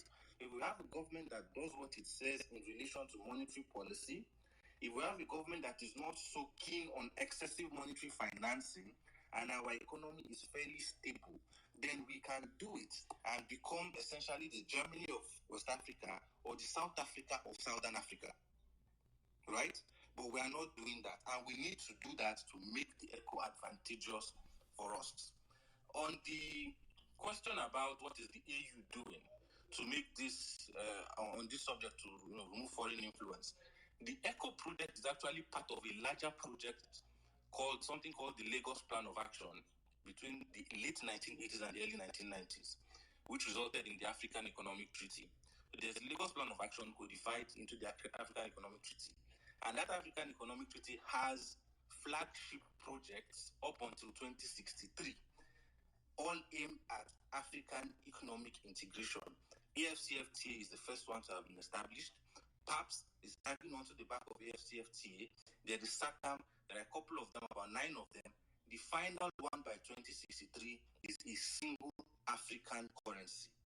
And the model for that single African currency is that each regional economic community, ECOWAS, EAC, SADC, the one in North Africa, I forgot the name now, each regional economic community, 6 of them in Africa, would form their own indigenous currencies, right? And the ECO is the pilot for those indigenous currencies, who form their indigenous currencies, right? And then at the end of the day, as we get closer to 2063 and form the African Monetary Fund and the African Central Bank, those indigenous regional currencies will be merged into one to form the African single currency. So the AU is working on that. Whether we will get there, or I hope we're all alive to see what happens by that time, right? And on the farmer who was complaining about, the Togolese farm produce and goods coming into Africa, coming to Nigeria. I was in Abidjan. As part of when I was studying these things, I went to Francophone West Africa to go and live, right? To go and see it for myself. There was GT Bank. I rented the house just opposite the BCO, which is their central bank. I was in GT. GT Bank is not far from there.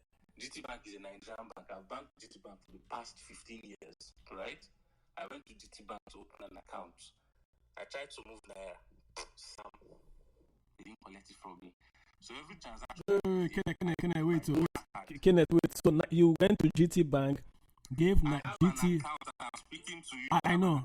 So you gave GT in Cote d'Ivoire Naira. They don't collect that. This is not ancient history. It's last year. Okay. It's not ancient history. So to pay money in my GT Bank Cote d'Ivoire, I have to use my dollar card to withdraw dollar cash, right? So I put it in the ATM. It gives me SEFA. I pay SEFA into my SEFA account, right? So, and the reason is Naira has fallen. Naira is no longer the currency that it used to be. Then on the issue of the Nigerian position versus the West African position, right? If you read the minutes going back to 1972 when we formed West African Clearing House as the first iteration of harmonizing the multiplicity of currencies down to WAMA, down to WAMS, then PAPSS, PAPS, right?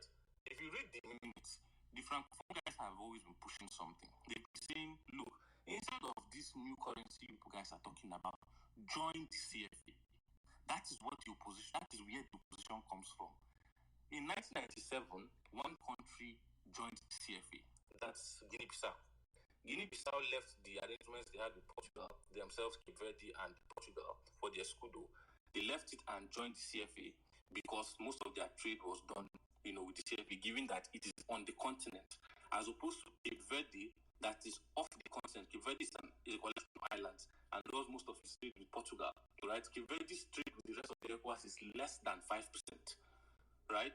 And then intra-ECOWAS trade is less than 12%. So on the trade side, there are no benefits, right?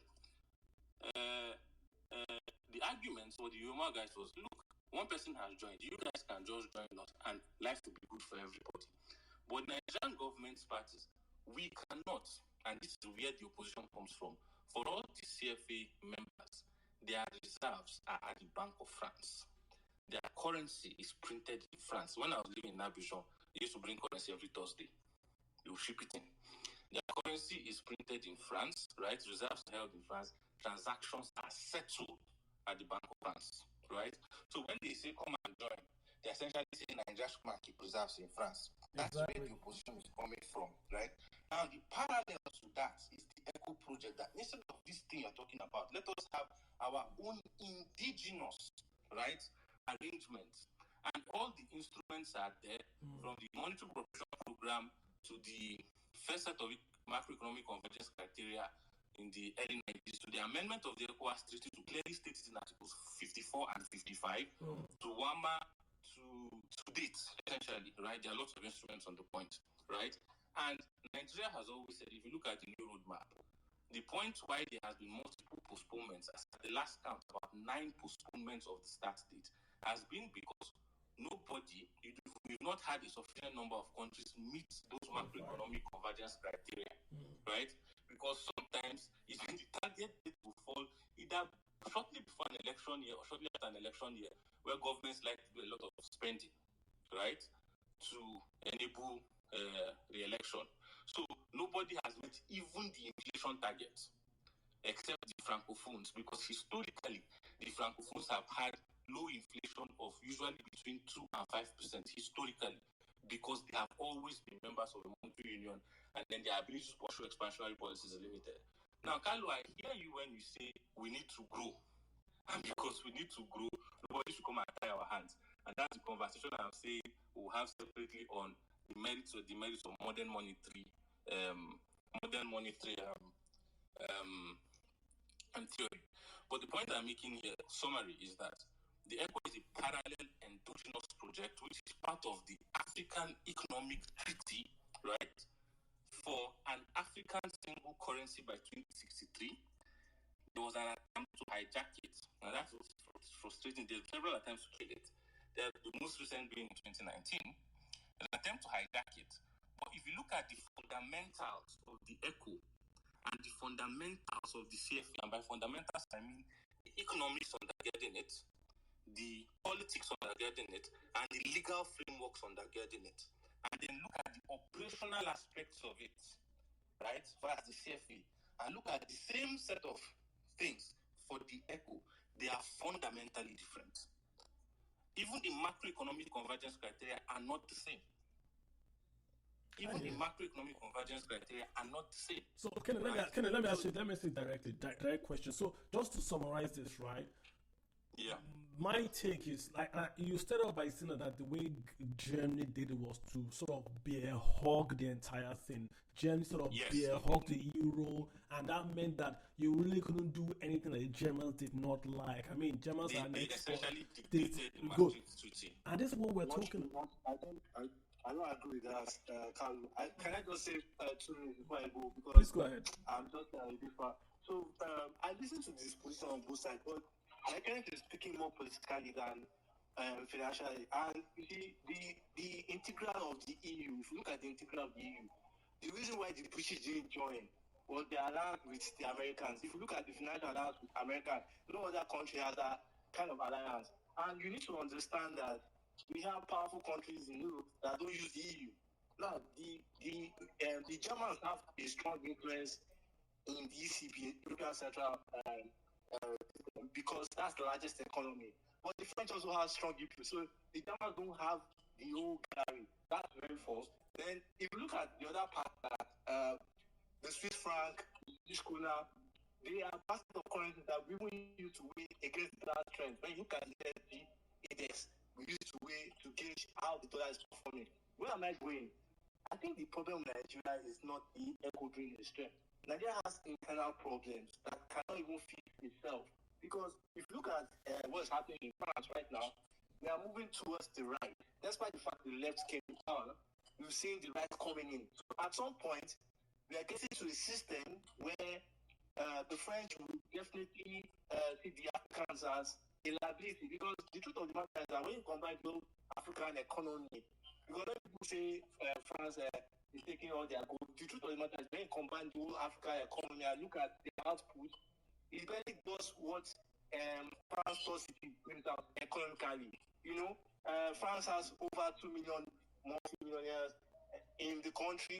The whole countries in the West Africa has less than 30,000 multi-millionaires. So the disparity what I'm trying to say is that we are making the point here. The point here is that internally, Nigeria is even a liability. Nigeria is not a threat to itself, not even the echo is a threat, because we can't even meet benchmark, inflation benchmark, deficit benchmark.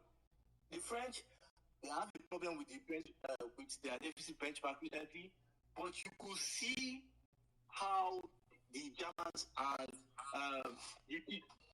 Portugal, because of fiscal responsibility, show up the value of the euro. So I think, for me, while the political arrangement is very important, I think because it's the financial space, I'm more concerned about the financial implication. I will tell you that for Ricardo, the French exaggeration on control of currency, I think is exaggerated. I'm telling you not because I'm telling you because these are things that we see on a daily basis. What the government here, what the citizens here are complaining about, many French people are complaining about, is the government's inputs in African liabilities, which are not really benefited the system. So I really wanted to put those points before I get off the stage. Thank you. Well taken. Well taken. Just come back real quick to you. So I just want to make the point that I really appreciate that Jenny did it. So this is what I'm asking Nigeria to do. Nigeria should take control of this process. It shouldn't be led by small economies. It's like me telling Dangote how we're going to build a refinery tomorrow. That's what I'm saying. Dangote should take control of the conversation. It shouldn't be the smaller countries, because they are French speaking, should determine how a currency should be set up, the macroeconomic. That's where I'm going to really with this. What's wrong with that? I agree with you on that. And if you look at my recommendations from the work I did, Nigeria should wake up and do what it needs to do. Going to Olumide's point, it starts from first fixing yourself, right? It starts from first fixing yourself before you can begin to, because if you make the Naira attractive, if the Naira is attractive, and this goes back to the point someone made earlier, if the Naira is attractive, we might not even need to be talking about a different currency, because the Naira will essentially become what the rand is in Southern Africa, right? In Southern Africa, even though those other countries have their own currencies, the rand circulates freely in all of those countries and is used to settle trade because they have the common monetary framework, right? So if Nigeria does well and Nigerian currency is doing well, it will naturally become the anchor currency within West Africa easily. And then you can now use that as the basis for a conversation to expand markets, to improve intra-regional trade, and all of those other benefits that accrue to countries that are members of a monetary union. Now, to the point about Germany not controlling the euro that led to the euro, right? It started in 1951, after the World War. If you look at the Schuman Declaration of 51, right, where he said Europe should make efforts to put an end to the elements that cause war, essentially coal and steel, by forming a regional organization that would have control over those things that lead to war.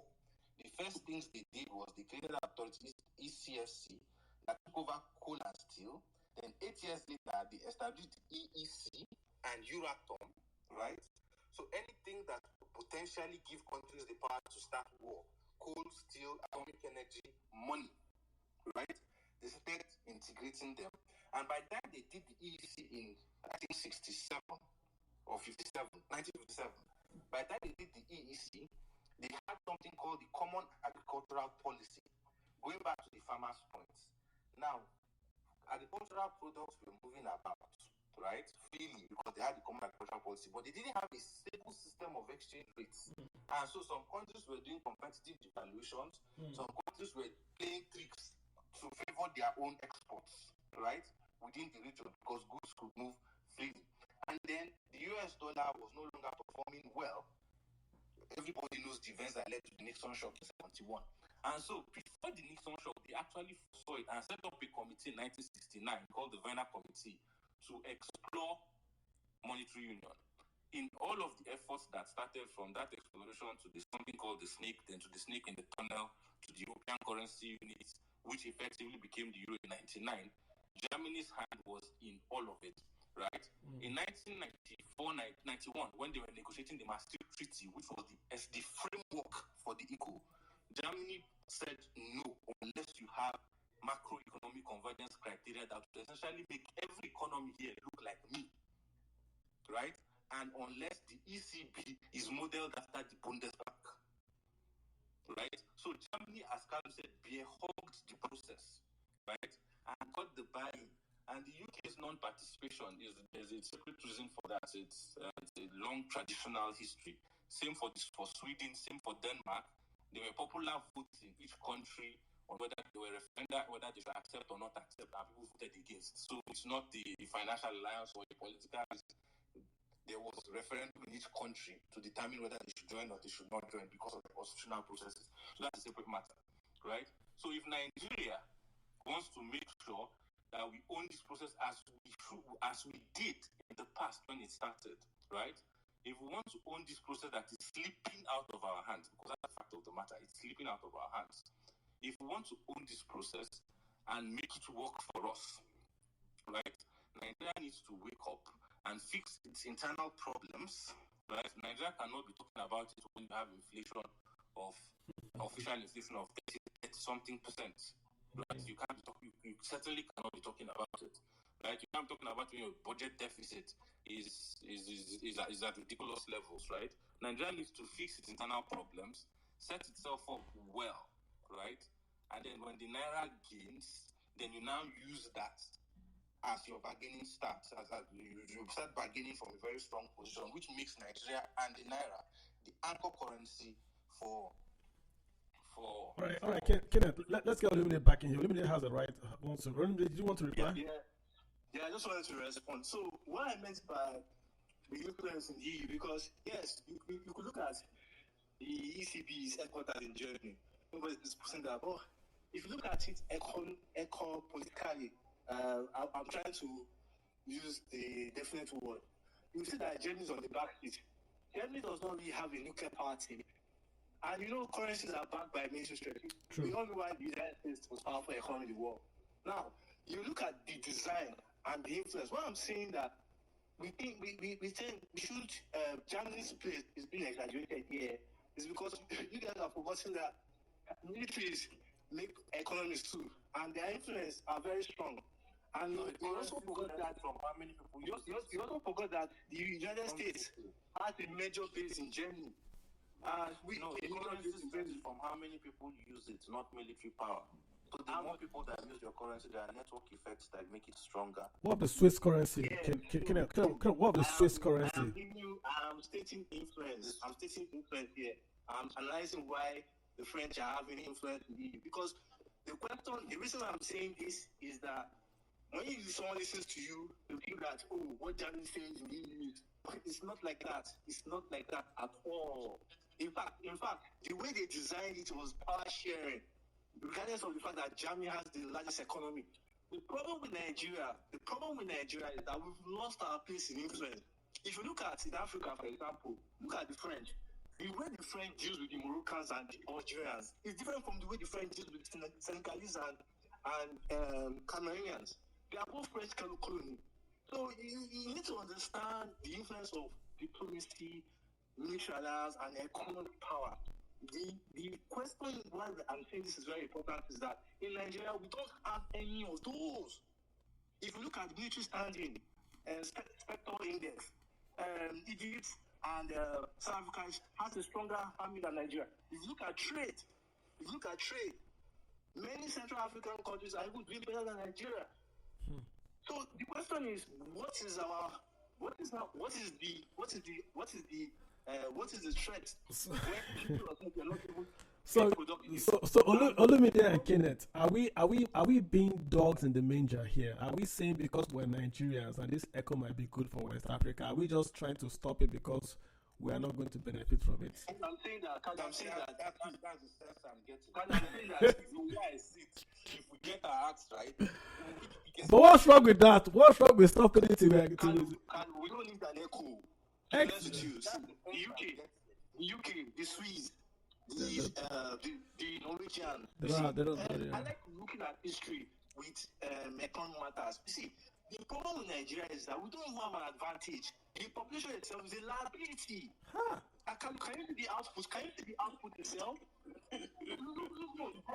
Let's be honest with ourselves. Because see, I was entered 18. I was talking to some investment bankers on why it's difficult for Nigeria to run a listing like Dangote without doing a dual listing in London. And the simple reason is liquidity. How many Nigerians in diaspora can boast of $10 million in their account? How many Nigerians have industries? I did a list of industries with a market valuation of 1 billion and above. And it was not more than 7. The country of 200 person. You see, the problem is that we like stating beautiful theoretical analysis, but the input is that it's not the Kalu. You know how money is generated. Saudi Aramco generated 12 billion in less than 1 hour. 12 billion. What is that telling you, Kalu? What is that telling you? We don't have the liquidity. We don't have the market. We don't have the quality. And the problem is that, despite the fact that a lot of people are traveling abroad to study, the quality is still not improving because many people, we just realize that many people are just going, because my own feedback is that you cannot say you have so many people traveling, so many people create, and the number of businesses coming in is not showing in. Because if you look at Egypt, for example, look at South Africa, for example, they don't just rely on remittance. If you look at their FDIs and the amount of business being created by these citizens of other countries, you now look at compare with Nigeria. How many multi-billion-dollar companies owned by Nigerians are abroad? How many Nigerian restaurants are in America? These are things we need to ask ourselves, and that's why I said that, see, all these things are just like, they are shooting ourselves up. Our greatest enemy is ourselves. We are not productive. We have a system that has not rewarded competency and efficiency. The level of education is at all-time low. The level of accountability is almost dead. So Olumide, the French have to do with us. Olumide, that means that the French guys are taking advantage of weakening Nigeria to push this echo thing. And if we don't stop it, then they get it, and then we're now second class in our backyard. But the truth is that have we always been first class, Kalu? I mean, yes, now. Yes, we'll be first class. Yes, we'll be first class. We have. I mean, we have been now. We have. Nigeria was. This is a nation where the Naira was once more stronger than the dollar. Yeah. We had all this stuff in the past. Yeah, we have. Now, no. Was a very strong country, right? And even without the echo, Nigeria's currency was doing well across the sub-region. Right, Nigeria's currency was doing very well across the sub-region. Before 2015. Before 2015. It's not ancient history now. Before 2015, Before 2015. It's not ancient history. When I was born, the Naira was stronger than the French franc. And I was not born in the country, so I know what they are saying. You don't need to educate me, but I understand that. I'm telling you from a point of view that how things are worsened. Of course, I know that there was a time the Naira was stronger than many currencies in Europe. You don't need to tell me that. I understand, but I'm telling you that now, a beggar has no choice. A beggar cannot. When you're a beggar, you don't come with hands with asking for gold. You take whatever is given to you, and that's what we are saying. For you to have prominence in economic policy integration, you must come with high standing. That's how countries are respected. All these, that's why I said that it's not about saying beautiful analysis. It has not taken us anywhere, and it will not take us anywhere, Kalu. You know these things. Okay, You know that the Naira was stronger than many currencies, but things have gone bad. I mean, for me, I am saying that the country is in a bad spot now, and I think the French guys are trying to pull a fast one, and if we let them pull it, we will not recover because you can't go back. Olumide, you can't go back. You can't go back and remove the dollar or the euro. It's happened. If they do the echo, you can't go back. That's what even Kenneth said. You can't go back and remove it. You can't say, "Oh, we're now strong. Well, let's do a new currency called the Naira." It's gone, and you have the largest economy in West Africa without control of the. It's like in Europe now. Let's say Malta was organized and Macedonia was organized, they now form the euro. and Germany and France were not organized, will Europe have stood? That's what's happening here. That's why I'm raising the alarm and saying, I'm not new.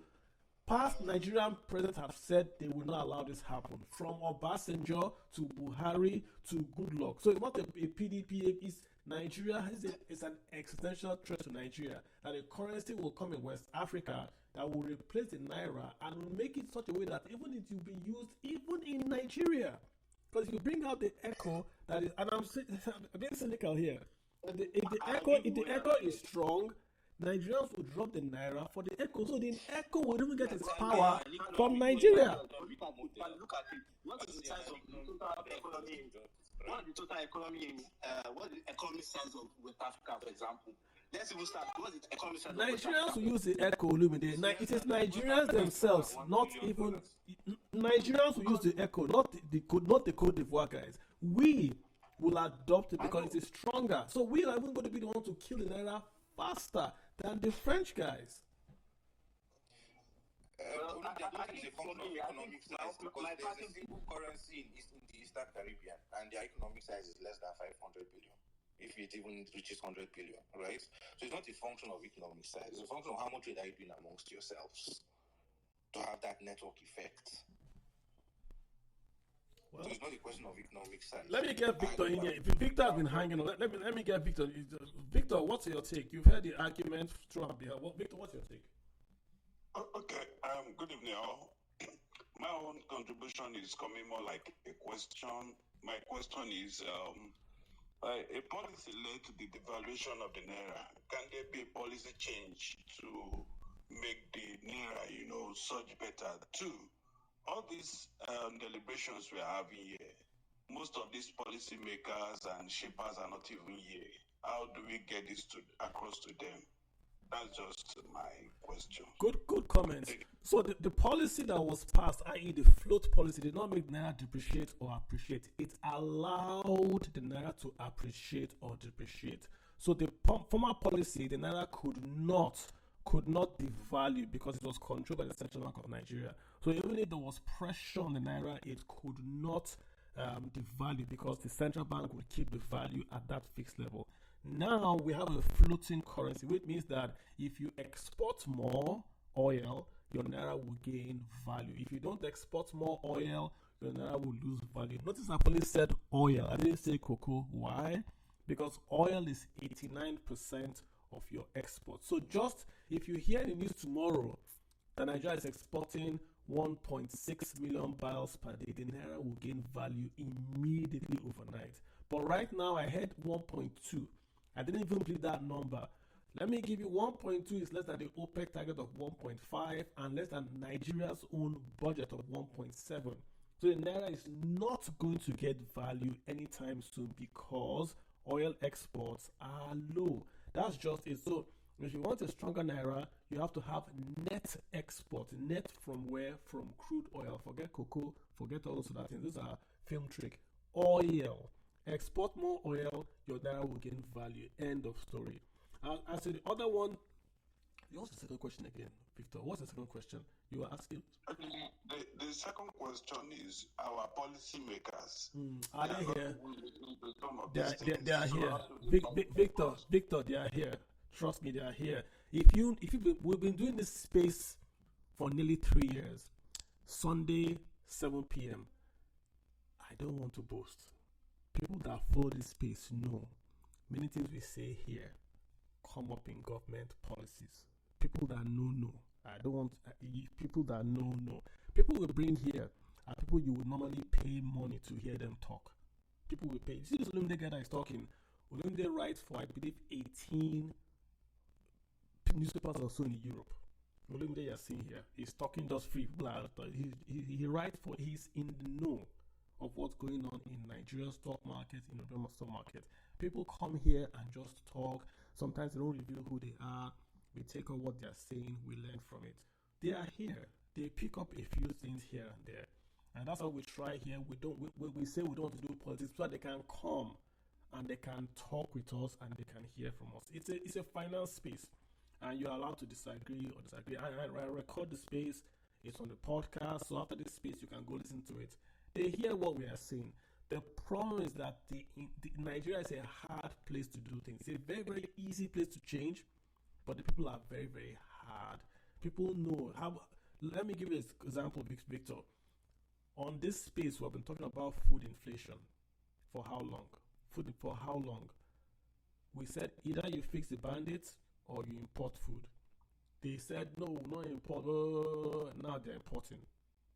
I don't like food import, but we've taken us to a level where you have to import food because we can't grow our food locally because bandits and all that non-stop. So they are here, they listen, but I think Nigeria's a difficult place to do business. Let me put it that way. Victor, I appreciate your questions. I think they're well informed there. Thank you so much. Okay, so please let me add this. So the floating of the currency, do you think it's a good one? Yes. Or a bad one? It's a good one. Why? Because Nigeria cannot afford a peg. When you peg your currency, what you are saying is that you have reserves to maintain that peg. I remember when it was Charles Solo was the governor of the CBN, Nigeria had about, was it 60 or 80, I think $60 billion in reserves.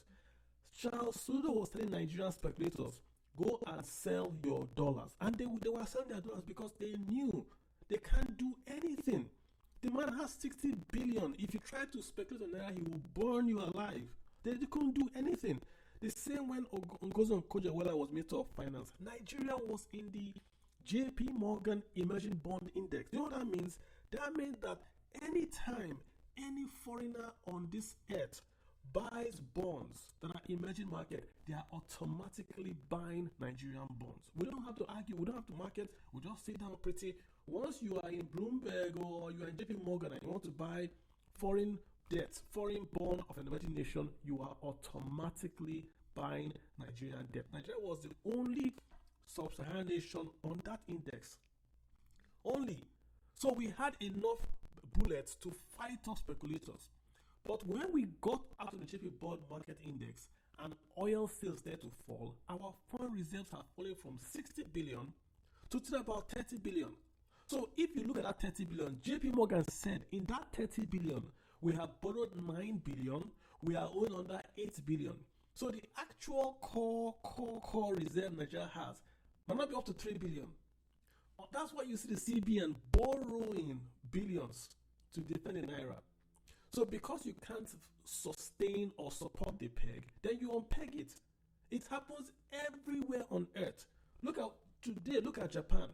That's exactly what they are doing. The US will defend and sell currency. The US does that. Every nation on earth that has a fixed currency would defend its currency by buying or selling US dollars.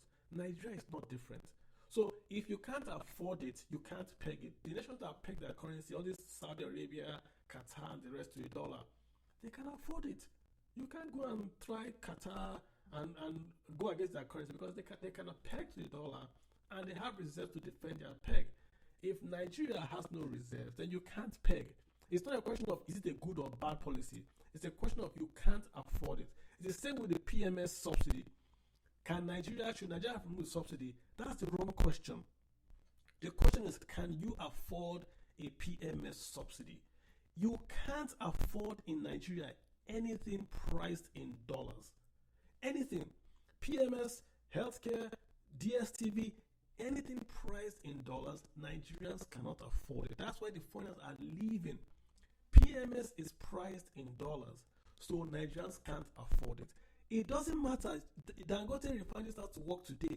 It will not make PMS cheaper because the refining cost is just a small part of the cost of PMS. PMS real cost is crude oil. So as long as crude oil is priced in dollars, your local PMS will still be quote unquote expensive. So the question is not good policy. The question is, can you afford it? And the answer is no. Thanks, Victor. Code Artisan. Victor, I hope we answered the question.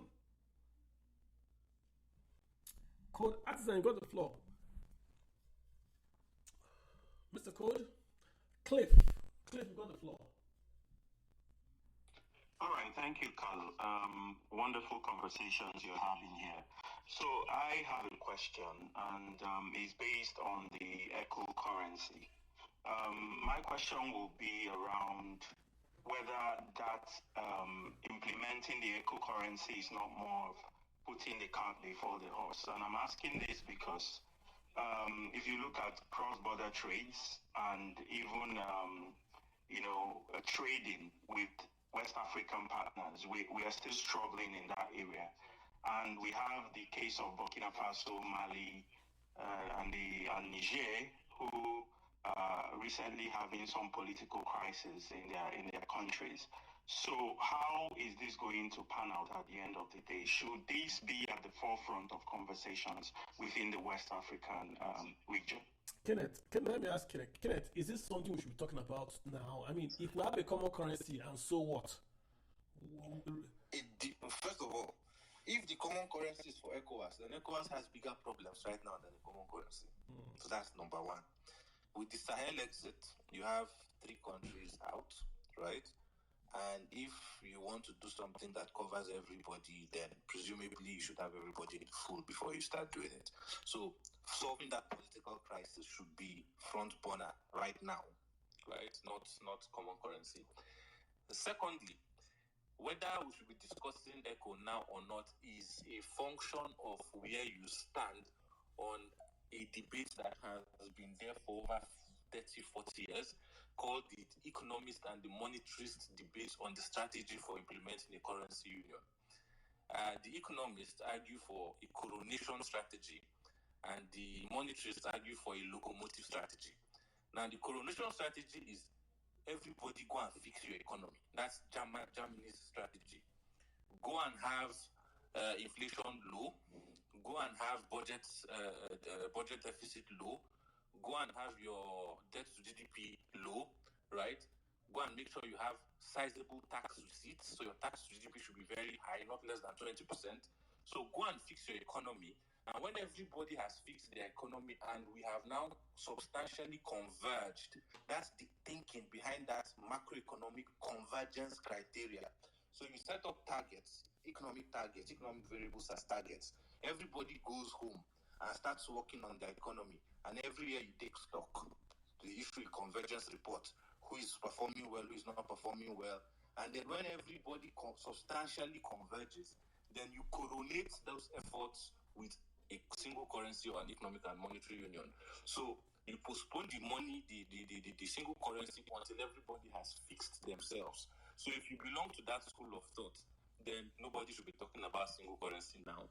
Everybody go and fix yourself, and then later, when we are all substantially healthy, structurally homogeneous, such that the risk of asymmetric shocks would be low, or even if there are shocks, a single union response would have symmetric effects across the union. Then we can now start talking about the single currency. If you're on the other side of the divide, which is the France side, the arguments led by France, which ultimately didn't hold, they argue, because they had been experimenting with single currencies for a long time in Africa, so they're very comfortable with that model. They argue that let us do single currency today. When we do it, it will help facilitate trade, and then spillovers from harmonization in the monetary area will compel harmonization in other areas of the economy, right? Such that we will now have ex post convergence as opposed to ex ante convergence in the German arguments. Ultimately, in the case of Europe, German arguments held and was codified. But at the time the euro was introduced in 1999, you couldn't tell from the data whether everybody became an optimum currency area, as it is called in the economic literature. But today, in today's world where we have technology and the rise of cryptocurrencies and CBDCs have, sort of, there are new changes in the sense that you can now easily implement that France model with all the problems associated with it. Being if you lock in your currencies and something bad happens, everybody suffers, right? But because you can now have dematerialized currency, right? There are papers now that, starting from I think 2019, 2018, there are papers now that talk about something called CEMS, crypto or CBDC enforced monetary policy synchronization. So if you belong to that school, and I think that is where this renewed call for let us put the eco. I think that's the theoretical backing for it, because the economists have to agree before you start moving forward.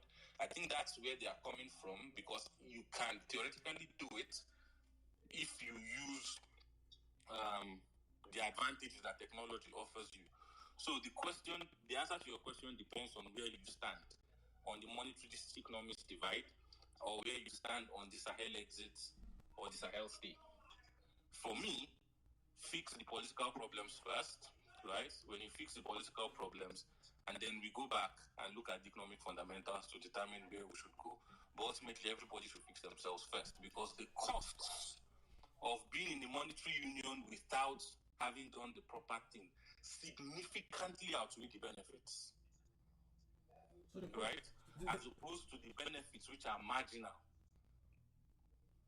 Let me ask you a question, if you don't mind, sir. So, which do you think should come first, the African Continental Free Trade Zone or this currency convergence? Which should be the actual focus, should come first, and what should Nigeria focus on, the trade side or the currency side? As I said, there are two sides of the same coin. Every trade requires money for payments, right? That market becomes a lot more efficient when the money is the same currency for everybody. So you would only start getting those network effects I'm talking about when many people are using the currency. And many people will only use the currency when it's a currency that people are transacting in. So you need to get the market first before you get the currency. And if you go back to all the old papers on this point, there's a reason why the names are always one market, one currency, one market, one currency, one market, one currency. The market has to precede the currency so that you start getting the benefits, the efficiency gains, because when you have the same currency, you're not exchanging. And because an endogenous currency, you earn from signage that is shared by the countries participating in the union. So net benefits for everybody, the more people use the currency. So the focus today should be on, can we get a market? AFCFTA is a very grand idea. Can we get the sub-regional market working first? The lofty ideals in the AFCFTA, we already had them in the ECOWAS Treaty and the three protocols under the ECOWAS Treaty. We have not implemented those ones. That's why I laugh when they say we're implementing the AFCFTA. And I always say, what is in the AFCFTA that is not in Manu River Union Treaty, that is not in Censored Treaty, that is not in Yomoa Treaty, that is not in Conseil de l'État Treaty, that is not in ECOWAS Treaty. We have too many treaties that have all these things, right? And then we now have this one. At the end of the day, they're all focused on boosting intra-regional trade. Unfortunately, as we speak today, it's still less than 15%, right? Within the ECOWAS sub-region and even lower across Africa. So we should focus first on having a market where goods and services are sold and exchanged, and then we now make that market more efficient using a currency, a single currency or a common currency, so I will benefit from the network effects. That is the traditional path that they should take. And if you look at those who have done this, who did it themselves, not imposed. In West Africa, in Africa, it was imposed. In Europe had, from 1957, when the EEC was formed, to 1999, all they were doing was trade integration. I hear you, Kenneth. I hear you. Yeah. I hear. I mean, I'm getting a lot from what you're saying and all that. The trade and the currency, which comes first, which should go first. I would always say trade should go first. I mean, look at Kano. Kano was an ancient trading route. I mean, what currency did the Kano guys use? They didn't have currency, they didn't have crypto, but they had a currency back then, even if it was barter. The trade is, the currency, I think, follows the trade. That's what the way I look at it. The currency always follows trade. Because currency can change, but trade never changes. That's just my take. So perhaps Nigeria should focus more on saying, we lost on the African Continental Free Trade Agreement. We lost it because we were too slow. We let Ghana take it. That's a big error. Maybe that's a way for Nigeria to come back and kill this currency thing and focus more on the trade. Lock in West Africa, give them our gas, let them pay in Naira, not Echo. Let me see how they will pay for gas in Echo and all that. We messed up on that too. We messed up. You know, when we had the West African Clearing House, Nigeria refused to put our petrochemicals and our hydrocarbons through the clearing house because we preferred collecting dollars. I've said that a long time before. Look at what Russia did with Europe. Nigeria should have done the same. If West Africa was paying for Nigerian petroleum with Naira, inflation in Nigeria would have been far less as we have it today because Nigeria can print its deficits and West Africa would finance it. We lost out there. And we can still do it today.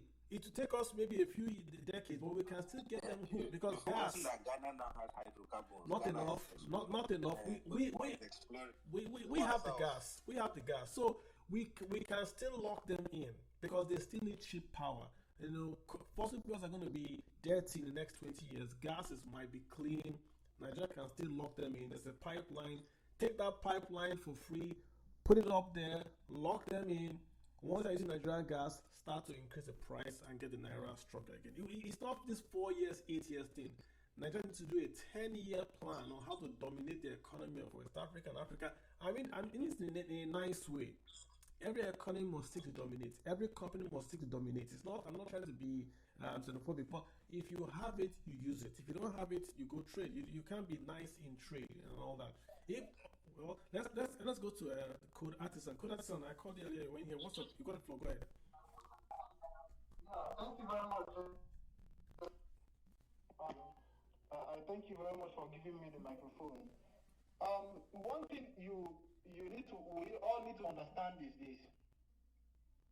We're talking about common currency, not only for even West Africa. A common currency for the whole of Africa would be good, but we have a very fundamental political problem because something that most people, even I'm not an economist. I'm a computer scientist by education, but I see even economists themselves making a very big mistake in this. A currency is not a political tool. It's not an economic tool. A currency is a political tool for economic purposes because most of us don't understand the differences between currency and money. Currency is not money. So if you want to create a currency, you first of all need to develop currency systems like medium of transactions, like financial communication infrastructure. We don't have all of these things, even with Africa, and they blame it on lack of common currency. No, the SWIFT system processes multiple currency, which includes the US dollar, the Chinese yuan, the Japanese yen, the euro. We don't have such currency infrastructure. That is a very fundamental thing. Then secondly, which is actually more important, is the market. You don't have a market. That is just the truth. We don't have a market. So American technology companies are bigger in annual revenue than the GDP of some African countries. You don't have a market. I'm not buying this story of having a currency because we don't even have our political affairs in order. So if I were an investor, even one living in Nigeria as I am, I will not invest in such currency. Just as I don't have most of my money in Naira, despite living in Nigeria, I have it in dollars because it's definitely not my fault. It's not because I'm not patriotic. It's because I don't trust the system. You live in a country whereby you have a lot of very fundamental political problems, like a lot of a good portion of the country wants to separate from the country. You can't have you cannot have a currency system in such kind of an entity because it is very risky to the investors. Then the reason why you don't have such market is simply because of how do I put it, the cultural values of the various entities there. I mean, hold on. I'm not sure where you're going. No, if you listen to me, I'm talking about the fundamental problems. The reason why we don't have such a market. That because you cannot have a currency without a market. What of Europe? I'm only trying to dive into the reason why we don't have the market. For example, in Nigeria is the poverty capital of the world. And the reason why you have Nigeria as the poverty capital of the world is because for a very long time we have not had people who are, how do I put it, the people who are economically and financially sophisticated enough to create a market. You don't have them. Since its inception, we only have had military dictators running the country. We only have had people who who do not even have up to secondary school education running the country. You can't have a market with such kind of people because no matter the professors and the doctorate degree holders you give them as ministers, the guy at the top still makes those decisions. And it has not been favorable to the interest of the country. So, and that is the same problem replicating in other parts of West African countries. So, West Africa, for example, has the poorest countries in the world. Nigeria is a good example. Chad is a good example. Niger Republic is a good example. Burkina Faso is a good example. If you don't have such kind of, if you don't have a robust market, because people are talking about creating market. Create market out of what? Out of the poorest countries in the world. Okay, I mean, control their resources. Code, if you can mute, because there's echo on your side. Echo? I want to speak, so no, it's echoing back. Okay. All right. Okay, yeah, I mean, good points, Echo. But I think the market is still a market. Where 2 or 3 are gathered, you have a market. I don't think Nigeria being a poverty capital means there's no market. If you go, I went to the markets in Borno when they had Boko Haram. The fish market there is booming. It's the supply fish to almost all of Nigeria from that place in Borno state. I don't think there's a collision with poverty and the market. There's still a market everywhere, and Nigeria currently is the largest market in West Africa. And I think the currency is not a bad idea. I just think that maybe it's a bit too Oyibo for now. I think we should focus more on breaking down the trade barriers so that Nigerian exporters and even exporters from other countries can have free access to markets. If there's cheaper carrots in Burkina Faso, let it come into Nigeria. If Nigeria is making cheaper pickup cars, let it go to Burkina Faso. I think that makes prices fall across board in Africa, and it helps us to integrate our economies better. That's how I see it. I don't think poverty means there's no market. Maybe you might not be able to pay for the goods, but goods always find their market. That's what I think. Kings, you've got the floor, Kings. Code, thanks for your comments. I appreciate it. Kings, you've got the floor. Go ahead. Wow. Hello, can you hear me? Can you hear me? Hold on. Code, what were you saying? Hello? Hold up, just hold up. King, hold up. Code. I just have just 15 seconds. I just have a few more other things I say about not only the poverty. I just still believe that the poverty is a very huge problem, but also alongside with that, the security problems you have in the region is another big thing. The political instabilities in these countries are also a very big factor. So there are other factors that when we combine it all together, I don't think that a common currency is the problem that should be solved now. What should be solved now are these problems: the political crisis, the security crisis, and some other problems. These things are very, very fundamental because one of the things that it should bring to us, a common market should bring to us, is those things actually. Infrastructures in these countries are very, very problematic. It's not just having a market. There is no market without all of these things being put in place. Okay. Thank you very much. You're welcome, Cole. Okay. Appreciate that. Okay, give you the floor. King. Good evening. Yeah, hi. Can you hear me? Yes, I can. Oh, thank you so much for the opportunity, Mr. Kalu. Wow, I've been so I'm so blessed, and I've learned a lot. Who is this Mr. Kenneth guy? Wow, you really blew my mind, and I agree with everything that you said about trade integration before adopting like a single currency. But I just have a question. I don't know. I can merge it into two. So sorry to just draw you guys back. I don't know if can I go ahead with my question. Go ahead. It's not a contribution. It's just a question. Go ahead. Okay, sir. So I work for a private security company. So as a policy and research analyst currently. So we have these monthly meetings we do where we discuss about the implications of security, insecurity on the economy. So last week I think we were discussing about the structural adjustment program. If I'm correct, during the Babangida administration 1986, and the terms and conditions in that program that included devaluation of the Naira. So I asked a question, but I didn't really get an answer.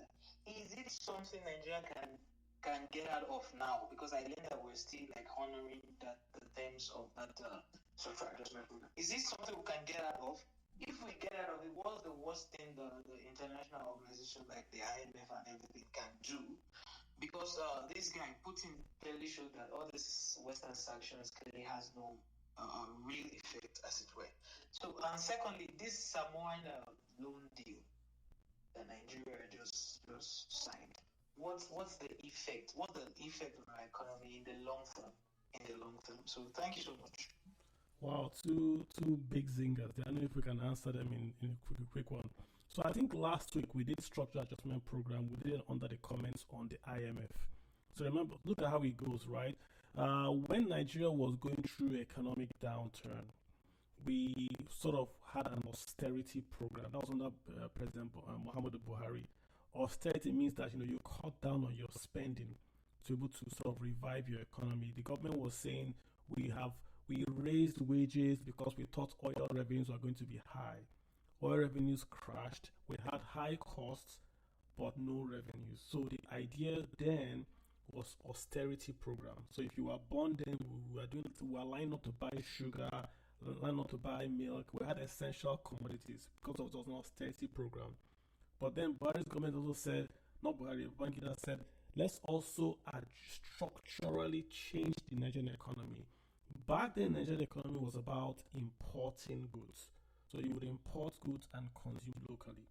It worked for Nigeria because Nigeria had a lot of foreign reserves because of the oil sales. So we could import geisha, eat cheap food, and that worked for us.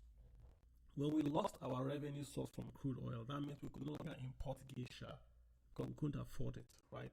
So we want to restructure the economy to ensure that we then go from consumption of imported goods to local production of goods that we produce. That's the whole idea of SAP, Structural Adjustment Program. It's a program that any country can adopt. So Nigeria looked at an IMF loan to sort of balance her balance of payments and said, no, we'll do the austerity, but we'll structurally adjust our economy so that we import less and do what we call import substitution. You start to see companies like Onwuka High Tech came up that were doing local spare parts in Nigeria. That's when you start to see companies in Nigeria start to manufacture. But the SAP did not work because the Nigerian economy, even back then, did not have good infrastructure. So you can't produce or do local substitution when you have no power supply. You really can't do that. And that's why it failed. So we don't have any terms. There's nobody telling us to do SAP. Nobody's telling us to do import substitution. What Nigeria is doing with the IMF is, it's called the policy PIC. It's a where you run your economy as if you want to borrow from the IMF. So the IMF can review your economy annually and say, hey, you are doing good. And based on that good coming from the IMF, you can borrow cheaper from the commercial market because the IMF has given you a sort of big clean bill of health. That's what's happening in Nigeria. We're trying to run the economy to ensure that we are in the good books of the international credit community. So your question is saying that can we leave? It would be wrong for us to leave because once you leave such a program, even though we're not borrowing money from the IMF, you are essentially telling creditors that they can't trust your economy and lend you money. And capital is the lifeblood of any economy, any country, even any private enterprise. So you have to stay within a program of keeping low deficits, right? Not excessive, be able to afford what you can pay, keeping your inflation within limits. Those are what IMF is asking for, which is why you see them saying cut subsidies, reduce spending on public sector, because they want you to run your economy as if you are under their loan, and it also helps you internationally. So you can leave, but I think there's no benefit in you leaving. Why don't you sort of repair your house? Nigeria has inflation of double digits, 40%. It hasn't come down. Argentina also had inflation. Theirs is coming down. Why isn't ours coming down, right? So we have to take the hard, bitter pills in Nigeria. What the problem in Nigeria is this: if you are a son of a rich man, and the rich man gave you 100 naira to go to school every term, and suddenly the rich man lost his income, lost his business, became broke. But you still take a list of 100 naira and say, Dad, I want my 100 naira to go to school. That father can do two things. He can tell you, oh wait, I'm going to go borrow 100 naira and give to you to go to school. Or I can tell you, son, we've lost our business, so now no more 100 naira, you're going to go to school with 10 naira. In Nigeria's case, we have borrowed that 100 naira. We have been refused to say that we can no longer afford 100 naira. Rather, we have borrowed that money to maintain our lifestyle. That's why we have a financial position. The answer is not to have four budgets. You don't solve an economic downturn by borrowing four budgets. We have 2023 budget, 2023 supplementary, 2024 budget, 2024 supplementary. You don't solve it by borrowing and spending on those budgets. Rather, you cut down your cost. You have an austerity budget. So Nigeria will say, across the board, salary cuts. That would also kill inflation. So you bring down the cost and then you allow the economy to sort of catch its breath without you spending money. But instead of us to take the hard bitter pill, we are borrowing to maintain a lifestyle that we can no longer afford. But buying private jets, we are subsidizing PMS. We can't afford it. That's just the honest truth. We can't afford it. We can't afford petrol because it's priced in dollars. We can't afford private jets. We can't afford a minimum wage beyond what we have today. It's hard, but it's numbers. I'm just quoting numbers to you. Don't fight with me. Fight with the numbers. We can't afford it. Yes, the government is spending recklessly, but we can't afford it. So that answers your first question. This Samoa deal, right? I think it's unfortunate because I think the government has not communicated properly and has allowed the narrative to take hold. Anywhere in the world today, if you go to your bank, if you go to your, especially a Western bank, and you want to borrow money, it's what they call, it's not DEI. Oh, jeez. Where you are going to be rated according to your environmental governance. What's that term, Kenneth? That environment, ESG. You are going to be rated according to your ESG. So no matter how good your company is, right, you have to have environmental, social, and governance in your dealings with Western institutions. I think what the Samoa thing did was that the Western guys, the way they wrote the language was that, listen, you would do gender equity, gender equality, something like that. And then the other nations stopped and said, what does gender equality mean? It doesn't really mean anything new. That's always been there. But I think because they have elevated same-sex relationships across the board, then you could dovetail and say, oh, if I do gender equality, then someone that has this same-sex arrangement would also have equality. But remember that Nigerian law already bans same-sex relationships. So invariably, it's a non-starter. It's like someone saying that, oh, you must sign an agreement that if snow falls in your country, you must buy a snow plow. But Nigeria does not have snow. End of story. We don't have that rule here. So that rule would apply if you had a country that had gender laws that says you could do same-sex marriage, and the law is saying that if you could do sex marriage, then you have to use all relationships have got to be equal under the law. But in Nigeria's case, we already have a law that does not recognize that at all, and that's the controversy. She just sit it there and ended it there. It's beneficial to be in a Samoa agreement because it basically gives you access to credit. Again, we're back to credit. Remember, it's all about credit. If Nigeria needs money, then you have to go for these things. It's funny to say, people say, oh, I will not take money because of these conditions. Do you use an Apple phone? If you use an Apple phone, you know what I'm talking about. If you want to say you want to use only products that are not quote-unquote according to your ideals, do you use any Apple product? If the answer is yes, then you might want to tone it down a bit. That's just my take, my personal view. I don't think those things should come to a conversation. It's like people in my state, maybe in Abia State, it's 99% Christian. We now say we're not going to take money from Islamic Development Bank because they're not Christian. Those things they shouldn't come into when you're discussing economics. You keep them aside. You look at the Naira and Kobo, you take them, you can talk about the other things outside. Again, my view, I think it's been overblown, and I think the federal guys haven't communicated the benefits of that arrangement. They are chasing to clean up because they've not allowed the narrative to take hold, and that when you don't have a good media team, the media team of the president is designed to go after tribal issues and not to explain economics. How many times have they gotten an economic explanation right? Look at how many times. Even this last issue of the ASAP program to import food, reduce inflation, it was posted, then pulled down. So they're not designed for deep economic communication with the people. They're designed, if you abuse them, they'll say your tribe is this or your tribe is that. That's what they're designed for. He took people from his campaign and put them in office that do not know how to hold a press conference and explain things like a 5-year-old will understand. They are more interested in his tribe did this or his tribe didn't do that and Twitter nonsense. That's what we are. Kings, you good with that? Thank you so much. Thank you so much. So I understand that Nigeria is living a lifestyle we cannot afford. So instead of going into austerity measures, we are busy borrowing more money. Yes. So thank you. Austerity has to happen.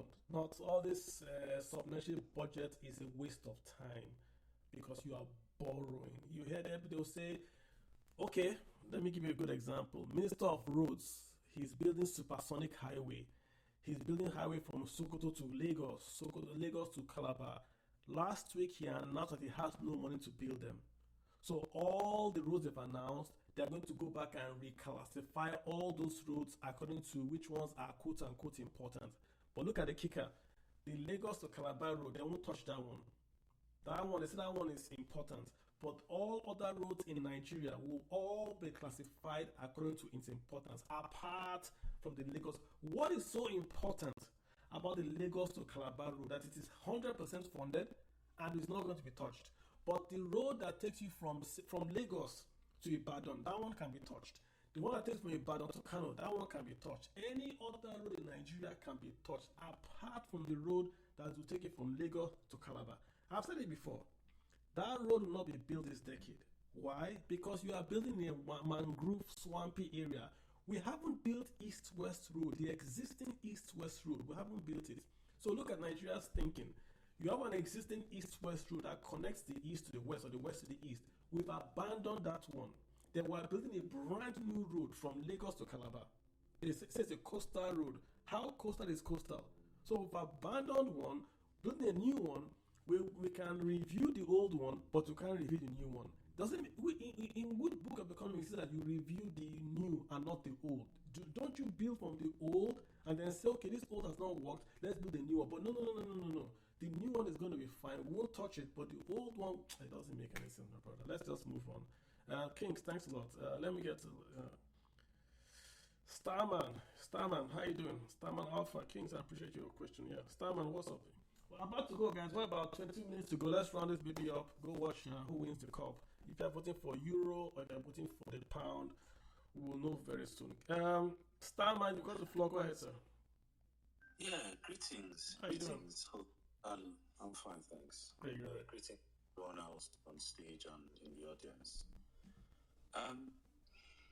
Yeah, I personally do not think Nigeria is in a position to fight for, let alone impose currency dominance over anyone.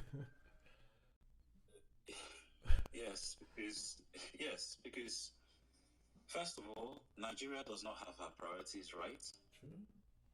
That extends into infrastructure, even internal investment,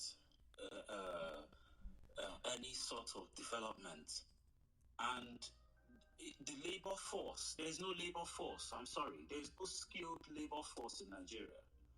You know, there is manpower there, but to fall in line with today's 21st century, that manpower just needs to be retrained. I'm sorry. They've had years and years and years of literally doing nothing. You know, we're at a stage now where people graduate from university and ride Okada for years. Wow. Meanwhile, in places like China, kids, high school students are doing robotics. So, the priorities are all wrong. Nigeria is not in a position to struggle for anything, let alone dominate anything. And currencies, things like currencies and lingua franca are established by trade, value added. Yes, you can pump out resources all you want, but if somebody else controls the prices of your resources, I'm sorry, you're pretty much, and that's why I'm not even the echo. I don't feel any threats from the echo, because the echo is a classic case of what I think Kenneth was talking about earlier. The French model, which is let's just put a currency first, then we'll create the market. Till later. Yeah. Sorry. No, you go ahead. Go ahead. I'm laughing. Yeah, as opposed to actually doing things fundamentally, step by step, chronologically, which is what all African countries actually need to do. Not even just Nigeria or West African countries. It seems like they're all just copying Europe, and copying Europe in line with what I think it was Kenneth or you said earlier as well. Oh, let's just set our economies up to look good enough to collect loans from the IMF, which is just a waste of everybody's time. It's just a waste of everybody's time. Even the AFCT. Now, why I don't trust things like the ECHO and AFCTA is because I do not like hyper-centralization. For me, the AFCTA, especially seeing that it's even linked to the UN, as in they sanction it and all, for me, the AFCTA is the final play on the fact that the Europeans were managed to condense the control of about 1,000, almost 2,000 different African ethnic groups, condense that control under 54 points of control with the 54 artificial European African countries they created. And now the final phase of that is to, if we can just harmonize all the economies into one AFCTA. And they're pushing this AFCTA faster than they are pushing any development of any markets or any infrastructure for any markets. So I smell a rat there already. And today, where even this dollar that the whole world has gone crazy over, for some reason, to the point where some people can no longer imagine a world without a reserve currency. Like as if the world has always had a reserve currency. Even in the days of Spain and Portugal and France having their reserve currency, that did not cover the whole globe. So now everybody is drunk on the dollar, but the dollar is collapsing. Hey, I don't know why they went fiat. I don't know why they refused to stop pegging it to any real value. Now, I actually know why. Yeah, because you can print more, spend more, allow you to actually have the bloated military-industrial complex you have to exert global control so that you dominate everybody's resources and control the prices. That's another segue. Yeah. But we see today the dollar dying, and we see countries like China slowly moving off their dollar assets, converting those dollar assets to other assets, primarily gold. And not just China. In fact, the worst kept secret today is that every central bank around the world is, they say secretly stashing gold. But for those who pay attention to it, where everybody knows, every central bank around the world is stashing gold. So my question now is, since Nigeria discovered gold in the Middle Belt, and we have enough quantities to rival South Africa in terms of output. Output of what? Gold. Never, not even close. Okay, well, I heard we had quite a sizable chunk, and why I actually believe that is because the Sahel region is historically known to be rich in gold. Basically just that Sahel region, from Mali, Burkina Faso, going all the way, even all the way to Uganda. That region is a gold belt. And hence the destabilization going on there today. I mean, they need to get the gold for next to nothing on the dollar. And the reaction to that from the Sahelian states. And if you look, now that's the currency I'm actually even seeing more prospects in, because they're doing things the right way. They are building their own internal market, developing all sorts of structures. Stam, and I hear you. I get the point you're making. I mean, there are lots of things you've said, very, very great. Okay, but let me ask this. So with Nigeria, even if we don't have enough gold to rival South Africa, seeing central banks today all now hoarding gold, does Nigeria have a gold reserve? How much gold is in those reserves? It's about 21 tons, 21 million tons. It's about nearly a billion. South Africa has 215, or sorry, 125. But not even near. Algeria is in the whole Africa is Algeria, then Libya, I think Egypt, South Africa. Then you see a big drop. Forget Nigeria. Nigeria doesn't have anything. Nigerian gold is maybe in the ground, perhaps in Ogun State, and I think Zamfara. But we're not mining it in sufficient quantities to save as a reserve. That talk of reserves in Nigeria is just film trick. It's just to talk and do photo ops. South Africa was built on gold. Remember, the Queen of England invaded South Africa because the Boers found gold. South Africa is a gold nation. Then Ghana, before you even come to Nigeria, Ghana doesn't have reserves, but South Africa, you can't even compare. See the problem with currencies. Look at the problem with currencies. China is selling down their treasury bills in US. They are selling them down. What are they buying? There's nothing to buy. That's the reason why they're going to go to gold. The dollar strength that there is what they call TINA. There is no alternative. What would you buy if China today, they used to hold nearly 3 trillion. That's 1, 2, 3, 3 trillion in US denominated assets. If China decides to sell down to half, 1.5 trillion, where will they put the money? There is no economy that can take it from them, and they have to hold that dollar to keep their yuan cheap. So the dollar is not going anywhere. It's not going anywhere. Not in this decade, not maybe in this century, because there is no other alternative. China could have replaced the dollar, but have you ever seen them sell yuan on the streets of Lagos?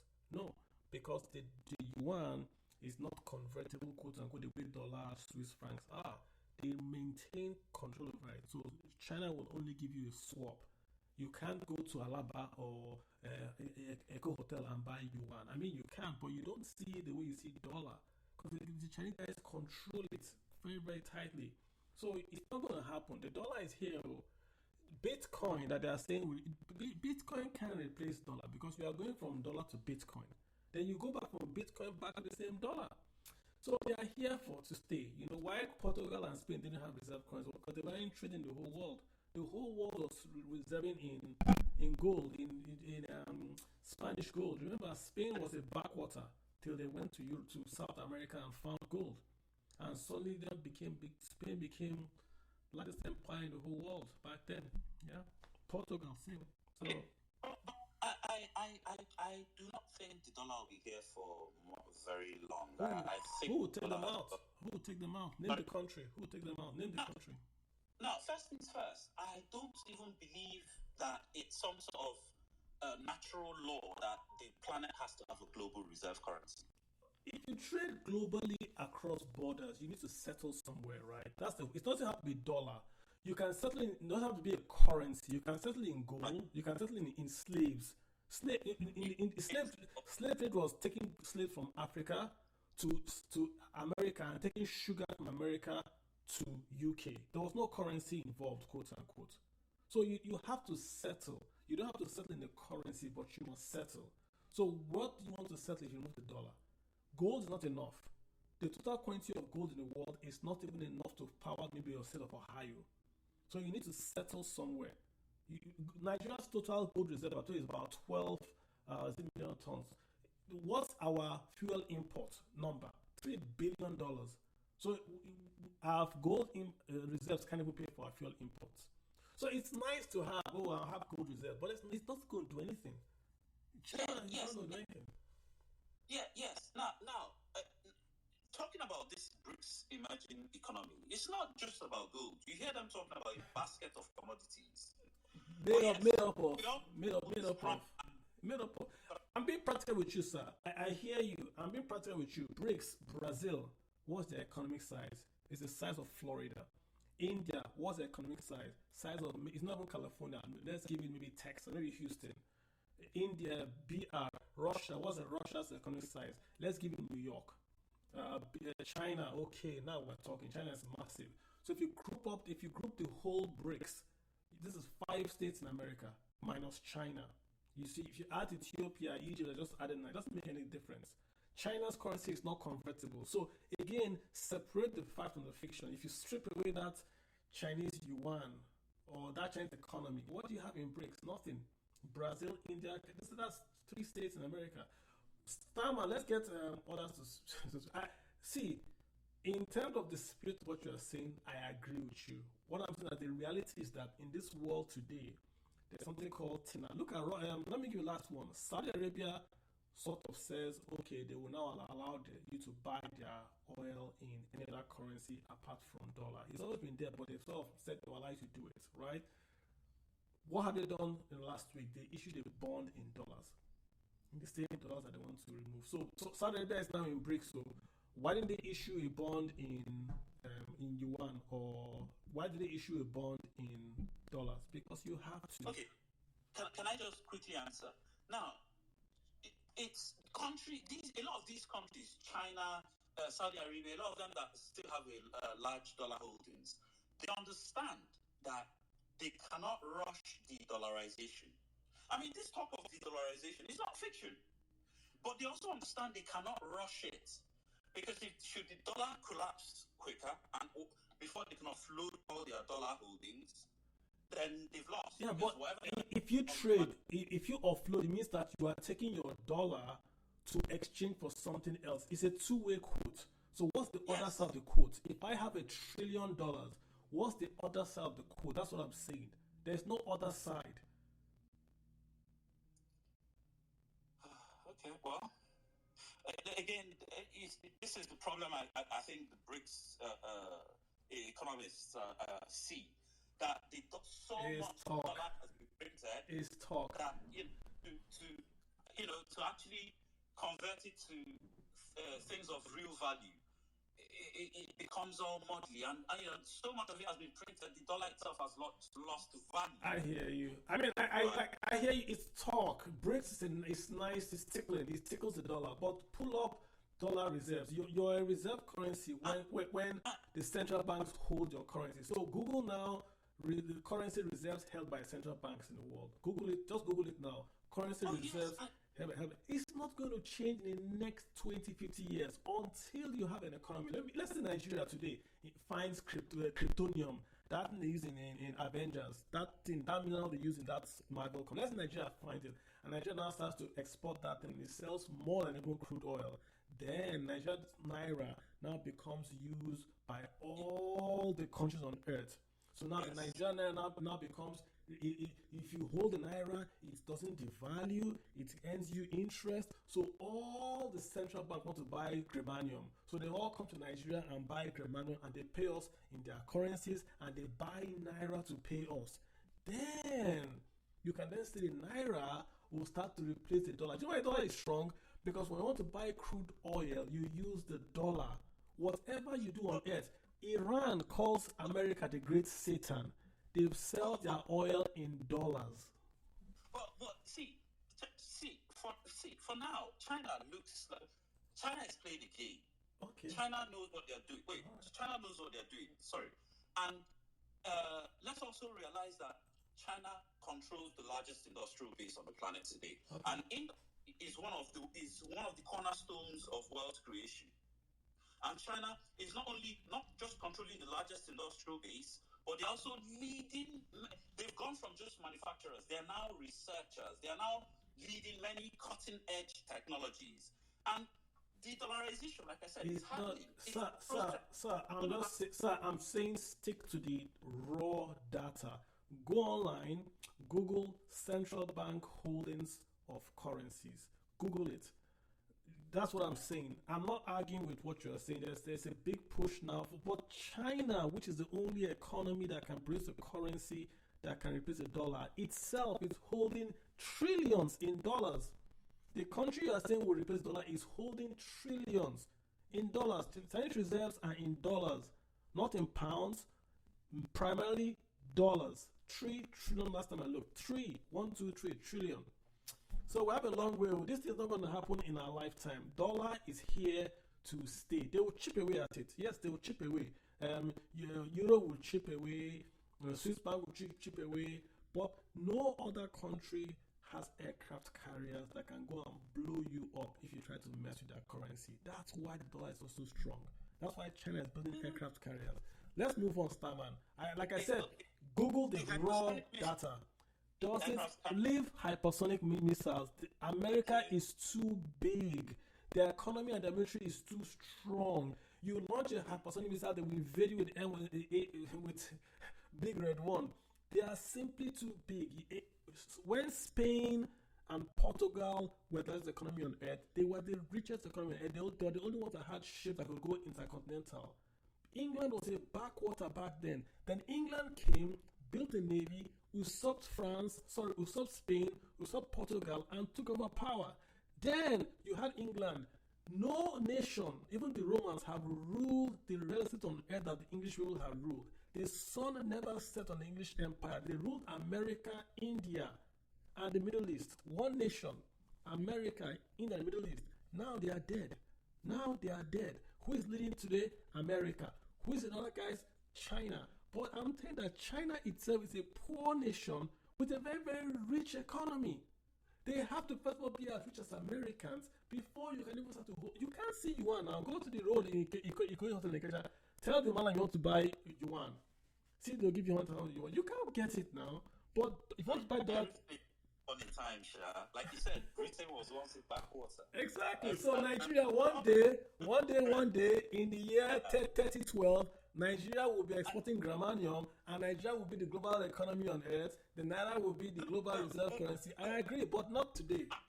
I think the difference between me and you is the timeline. I think the dollarization will happen quicker than you think. How quick? How quick is quick? Last point. How quick is quick? Well, for me, I think within the next 10 years. What? Bro, you kidding? It's not going to happen in the next 100 years. Let's move on. It's not going to happen. No, it's not going to happen. Ken Uti, what's your mind, sir? Hey, Ken, what's happening? Wow, what a discussion happening tonight with the segue. Thank you very much. Very nice segue, yeah. Yeah, very, very nice one. I don't see the dollar being thrown out of the window within this century. I don't see that happening. There has to be a strong reason why that would happen. It's not going to that dominance will not just go away like that without a fight, even if it has to be a physical fight. Well, let's leave that by the side. Just talking about the topic today, which is the echo. To me, I think we've lost the opportunity to even have something like this. The time to have something like this would have been with the days where we had the echo mugs and all that. Because if you want other countries to drop their currency, you are talking about powerhouses in the region like Ghana, and those are different countries with a CBN that prints their own money.